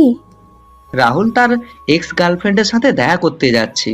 কি ওই বজ্জাতের গার্লফ্রেন্ডও ছিল? কেন, আমার গার্লফ্রেন্ড থাকতে পারে না? না তোমার মতো রাক্ষসীর থাকবে? রবিন, আমি কি কোন বজ্জাতের সাথে কথা বলেছি? আমার বিষয়ে কথা বলছে, আবার বলছে আমার সাথে কথা বলছে না। রিমি আর রাহুলের ঝগড়া শুনে রবিন মিটমিট করে হাসছে। তখন রিমি বলে, শাল্লা, মন চাচ্ছে তোকে জেলের। এই শালা, হাসিস কেন? হাসি থামিয়ে গাড়ি থেকে নাম। রাহুল, রবিন, রিমি গাড়ি থেকে নেমে ওয়াকওয়েতে হাঁটাহাঁটি করছিল। তখনই দেখতে পাই দিয়া আসছে। দিয়া এসে রাহুলকে জড়িয়ে ধরে বলে, কেমন আছো জানেমান? কতদিন পর তোমায় জড়িয়ে ধরলাম বলো তো। আহ, কি যে শান্তি পাচ্ছি আমি। 6 বছর 6 মাস 6 দিন পর। বাহ, তুমি মনে রেখেছো দেখছি। মনে তো রাখতেই হবে। রাহুল দিয়াকে তার থেকে ছাড়িয়ে নিল, আর রিমি চোখ গরম করে দিয়ার দিকে তাকিয়ে আছে। দিয়া রিমির দিকে তাকিয়ে বলে, মেয়েটা কি তোমার? আমরা একসাথে পড়ি, আর মেয়েটাকে তুমি ভালো করে চিনো। আচ্ছা, তাই নাকি? তা কে মেয়েটা? সেটা একটু পরে জানতে পারবে। বলো, কি বলতে চাও তুমি? জানেমান, তুমি তো মাস্টার স্ট্রোক গেম খেললে আমাদের সাথে, বুদ্ধি করে নিজের ফোনকে বাঁচিয়ে নিলে, এখন আবার পরিবারকেও বাঁচিয়ে নিতে চাইছো? মাস্টার রানীর সাথে ছিলাম, তাই শিখে গেছি। বাহ, ভালোই তো স্মার্ট হয়েছো দেখতে পাচ্ছি। সবাই তোমার জন্য জানেমান। মন চাচ্ছে তোমায় এখন আই লাভ ইউ বলি। তোমার সাথে দেখা নাও হতে পারে জানেমান। মানে? চুরের 10 দিন আর সাউদের 1 দিন, কথাটা মনে আছে তো তোমার জানেমান? দিয়া কিছুটা সময় চিন্তা করে রাহুলকে উদ্দেশ্য করে বলে ওঠে, তোর সাথে পরে কথা হবে, আগে সেটা হবে। Wait জানেমান, wait. রিমি, তোমরা যে রানিমাকে খুঁজছিলে, ওই হলো সেই রানিমা। কি? হ্যাঁ, প্রমাণ দেখতে চাও তুমি? হ্যাঁ। ওর হাতে 3 স্টার ট্যাটু আর ঘাড়ের পিছনে রানিমা লেখা আছে। রিমি গিয়ে দিয়ার হাত চেক করতেই রাহুলের কথা মতো সব কিছু দেখতে পায়। আর তখনই রিমি তার পিছন থেকে পিস্তল বের করে দিয়ার মাথায় তাক করে। তখনই পুলিশ ও আর্মি সদস্যরা ঘিরে ফেলে চারিদিক। তখন রাহুল বলে, জানেমান, কেমন দিলাম? বলেছিলাম এই দেখাই আমাদের শেষ দেখা হবে। তুই জানলি কি করে আমি যে রানীমা? কারণ আমি আজ থেকে 6 বছর আগে তোর হাতে এবং তোর ঘাড়ের পেছনে রানিমা লেখা দেখেছিলাম। আর তুই যেদিন তোর বাবার সাথে কথা বলেছিলি, সেদিন আমি তোর বাবার ফোন নাম্বার ট্যাপ করে সকল কথা শুনে নেই। আমার অপরাধ কি? ড্রাগস ডিলার ও কন্ট্রাক্ট কিলার রানিমা, আপনার অপরাধ কি আপনি জানেন না? আর এই মেয়েকে? এই হলো ইন্টারপোল সিনিয়র অফিসার নির্মিতা চৌধুরী। ধন্যবাদ বজ্জাত। কি বলে? বন্ধু, আমার গান গাইতে ইচ্ছে করছে। শালা, তোর গান গাইতে মন যাচ্ছে এখন? হরে বেইমান, রাহুল কোন গানটা গাইবো? তোর ইচ্ছে। খাঁচা ভেঙে পাখি উড়ে গেছে রে, অন্য ডালে সুখ না পেয়ে আবার খাঁচায় ফিরে এলো রে। আহারে আহারে, অফিসার নিয়ে যান। শালা, তোরে তো। আয়, তোরে নিয়ে যান তো। সরি, তো চলুন মিস দিয়া ওরফে রানিমা। রাহুল বসে হাসতে শুরু করে। তখনই রবিন এসে রাহুলের কাঁধে এসে হাত দিল। রাহুল রবিনকে নিয়ে বাসায় চলে আসে। খাবার টেবিলে নিউজটা সবাই দেখতে পায়। তখনই নিতু বলে, ভাইয়া, সেদিন কি দিয়া আপু তোর সাথে কি করেছিল? হ্যাঁ ভাই, বল কি করছিলি তোর সাথে? সেদিন আমি রুমে বসে ফোনে গেম খেলছিলাম। দিয়া আমার সাথে কিছু কথা বলে চলে যায়। আর গেম খেলার সময় কারোর সাথে কথা বললেও আমার চোখ ফোনের স্ক্রিনে থাকে। হঠাৎ করে দিয়া এসে আমায় জড়িয়ে ধরে, আমার মুখে শরীরে খামচাতে শুরু করে। আমি কিছুই বুঝে উঠতে পারছিলাম না। তখন দিয়া নিজের জামা ছিঁড়তে শুরু করলো আর চিৎকার করতে লাগলো। কিছু বলার আগেই মা বাবা ভাইয়া রুমে আসে। আর দিয়া গিয়ে বাবা মাকে মিথ্যে কথা বলে নেকা কান্না করতে লাগলো। বাবা মা ভাইয়া আমার কথা না শুনেই আমায় মারতে লাগলো। হঠাৎ করে দিয়ে এমন করলো কেন? দিয়া আমাকে ভালোবাসতো, আমাকে প্রপোজ করে, কিন্তু আমি না করে দেই। এর বদলা নিতেই ও এমন একটা কাজ করে। সেদিন আমি মা বাবাকে বলেছিলাম ভাইয়ার কথাটা শোনো, কিন্তু তারা তো নিজের ছেলের থেকে পরের মেয়েকে বেশি বিশ্বাস করলেন। আর এখন শুনতে পাচ্ছ তো তোমরা। এভাবে চলে যায় কিছুদিন। নিপুণের অপারেশন ভালোভাবে সম্পূর্ণ হয়েছে। নিপুণরা আসতে চেয়েছিল, কিন্তু রাহুল বলেছে কয়েকদিন সিঙ্গাপুর থেকে ঘুরে আসার জন্য। কালকে মাইকিন ও পাথরের টেন্ডার পাস হবে। এই নিয়ে রাহুল রবিন তার বাবার সাথে কথা বলছে। বাবা, কালকে রেডি থেকো, এক জায়গায় যেতে হবে। কোথায় যাব? সকালেই জানতে পারবে। এইদিকে জাহিদ পারভেজ জেপি দিয়ার সাথে জেলে কথা বলছে। বাবা, কাজ কি এগোচ্ছে? হ্যাঁ রে মা, আমার কথা হয়েছে। ওরা 55%, আমরা 45%। এটা পেয়ে গেলেই আমি বের হয়ে ওই রাহুলের পরিবারকে শেষ করে দেব। হ্যাঁ রে মা। সায়েদের কি খবর? সাইট এখনো কোমায় রে মা। চিন্তা করো না। সবাই বসে আছে ম্যাজিস্ট্রেটের অফিসে। আর অপেক্ষা করছে কারা টেন্ডার পেয়েছে সেটা জানার জন্য। জাহিদ এবং তার লোকেরা নানান কথা বলছে। রাহুল, তার বাবা আর রবিন মুখটা কালো করে বসে আছে। কিছু সময় পর ম্যাজিস্ট্রেট বলেন, এইবারে টেন্ডার পাওয়ার জন্য অনেকেই টেন্ডার জমা দিয়েছেন, কিন্তু টেন্ডার পেয়েছেন একটা কোম্পানি। যেই কোম্পানি টেন্ডার পেয়েছে তার নাম হলো নীলা গ্রুপ অফ কোম্পানি। সবাই নামটা শুনে বেশ অবাক হয়ে যায়। তখনই সবাই সামনে তাকিয়ে দেখতে পায় নিপা, নিতু আর নীলা চৌধুরী আসছেন। রাহুলের বাবা তো এটা দেখে বেশ অবাক হন। সমস্ত ফর্মালিটি শেষ করে রাহুল সবাইকে নিয়ে বের হয়। রাহুল জাহিদ পারভেজকে বলে, এতদিন চুরি বাটপারি করে অনেক টাকা খেয়েছে, কিন্তু এখন আর না। এবার সব টাকা উসুল করে নেব। তুই যেভাবে দলিলে বাবার সাইন নিয়েছিলি ঠিক সেইভাবে আমি নিয়ে নিলাম। তুই আমার নানিকে মেরে আমার উপর দোষ দিয়েছিলি, আর আপু সেটা দেখে নেওয়াতেও আপুকে মারার জন্য উঠে পড়ে লেগেছিলি। কি বলছিস কি রাহুল? মা তো পানিতে ডুবে মারা গিয়েছিলেন। তাহলে না মা, ওই জাহিদ পারভেজ আমার চোখের সামনে নানিকে গলা টিপে মেরেছিল। আমি দেখে ফেলাতে আমায় মেরে ফেলতে চেয়েছিল। তারপর রাহুল মামার সাথে প্ল্যান করে আমাকে অস্ট্রেলিয়া পাঠিয়ে দেয়। আমার জন্য রাহুল হয়ে যায় সবার কাছে খুনি, অপয়া, মুখ পোড়া। জাহিদ, তোকে তো আমি জুতো পিটা করা উচিত তোকে। তুই কিন্তু ঠিক করিসনি। জেলের ভাত খেয়ে শেষ কর, তারপর বলিস। অফিসার, নিয়ে যান এই জাহিদ পারভেজকে। রাহুলের কথা শুনে পুলিশ সদস্যরা এসে জাহিদ পারভেজকে নিয়ে ধরে নিয়ে যায়। রাহুল বাসায় চলে আসে। তখন রাহুলের বাবা বলেন, তুই কি সব করছিস? সব আমার মাথার উপর দিয়ে যাচ্ছে রাহুল। একটু খুলে বলবি তুই কে? আমি বলছি, এই রাহুল আসলে কে? তুমি এখানে? আমি বাংলাদেশের টপ নাম্বার 1 ও বিখ্যাত আর চৌধুরী কোম্পানির 50% শেয়ারের মালিক রাহুল, আর বাকি 50% শেয়ারের মালিক রবিন। নীলা গ্রুপ অফ কোম্পানির কর্ণধার রাহুল চৌধুরী। রিমির কথা শুনে রাহুলের বাবা মা কান্না করতে লাগলেন। তখন রাহুল তার বাবা মায়ের কাছে গিয়ে বলে, বাবা মা, তোমরা খুশি হওনি? তোমরা কান্না করছো কেন? আমরা অনেক খুশি হয়েছি রে বাবা। সব বাবা মাই তো চাই তার ছেলে সমাজে প্রতিষ্ঠিত হোক। তুই প্রতিষ্ঠিত হয়েছিস, কিন্তু আমাদের কোনো অবদান নেই তোর পেছনে। আমরা ছোট থেকে অত্যাচার করে গেছি। তুই এতদূর নিজেকে নিয়ে এসেছিস তোর নিজের চেষ্টায় ও রবিনের সাহায্যে। রবিন, এদিকে আয়। বাবা রবিন, তুই আমায় ক্ষমা করে, আমি তোর সাথে অনেক খারাপ ব্যবহার করেছি। আন্টি, কি যে বলো না তুমি। তুমি আঙ্কেল শুধু দোয়া করো আমরা দুই বন্ধু যেন এভাবে একসাথে থাকতে পারি। আহ আহ আপু। আমার দোয়া লাগবে না। আরে লাগবে তো আপু, তুমিও দোয়া করো। সবার কথা বলা শেষ হলে আমার বাবা মায়ের সাথে পরিচিত হয়ে নাও। তারপর সবাই রিমির মায়ের সাথে পরিচিত হয়ে নিল। রবিন, রাহুল চলে যায় সেখান থেকে। রিমি ও রিমির বাবা মা কথা বলে চলে যান। রাতে সবাই খাবার খেয়ে বসেছে।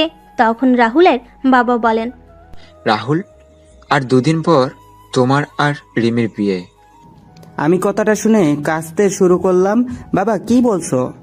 আর কোনো কথা না রবিন, আমাদের সব বলেছে বিয়ে ফাইনাল মানে ফাইনাল। ওই শালা, কি করেছিস? হ্যাঁ হ্যাঁ বন্ধু। দাঁড়া, আমার একটা শর্ত আছে। কি শর্ত?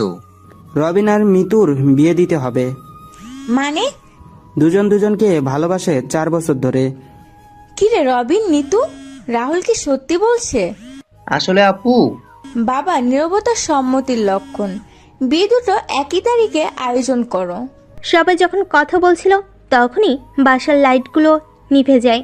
সবাই যখন মোমবাতি জ্বালাতে যাবে তখনই নিপুণ বলে ওঠে, happy birthday to you Rahul, many many happy returns of the day. শুভ জন্মদিন ভাইয়া। শুভ জন্মদিন ভাই। শুভ জন্মদিন বন্ধু। ধন্যবাদ সবাইকে। ধন্যবাদ ভাবি, আমি ভুলে গেছিলাম আজকে আমার জন্মদিন। ভাই, তোর বিয়ের খবর শুনে এলাম।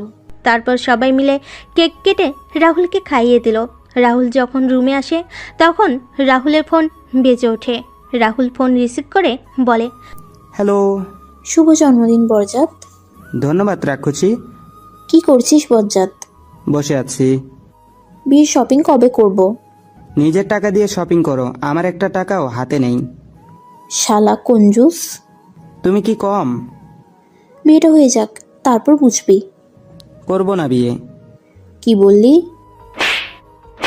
ঠিক ঠিক, তুমি এখানে? আমার জামাইয়ের জন্মদিন, আমি কোথায় থাকবো? দেখো বাইরে সবাই আছে, তোমায় আমায় একসাথে দেখলে ভুল ভাববে। চলো না, ভুলটা করে নেই। মা মা মা, চলুন আমরাও চলে যাই। ওদের ভুল দেখে আমাদের লাভ কি? ওদের ভুল ওরাই করে নিক। ভালো থাকবেন, সুস্থ থাকবেন সবাই। দেখা হবে খুব তাড়াতাড়ি।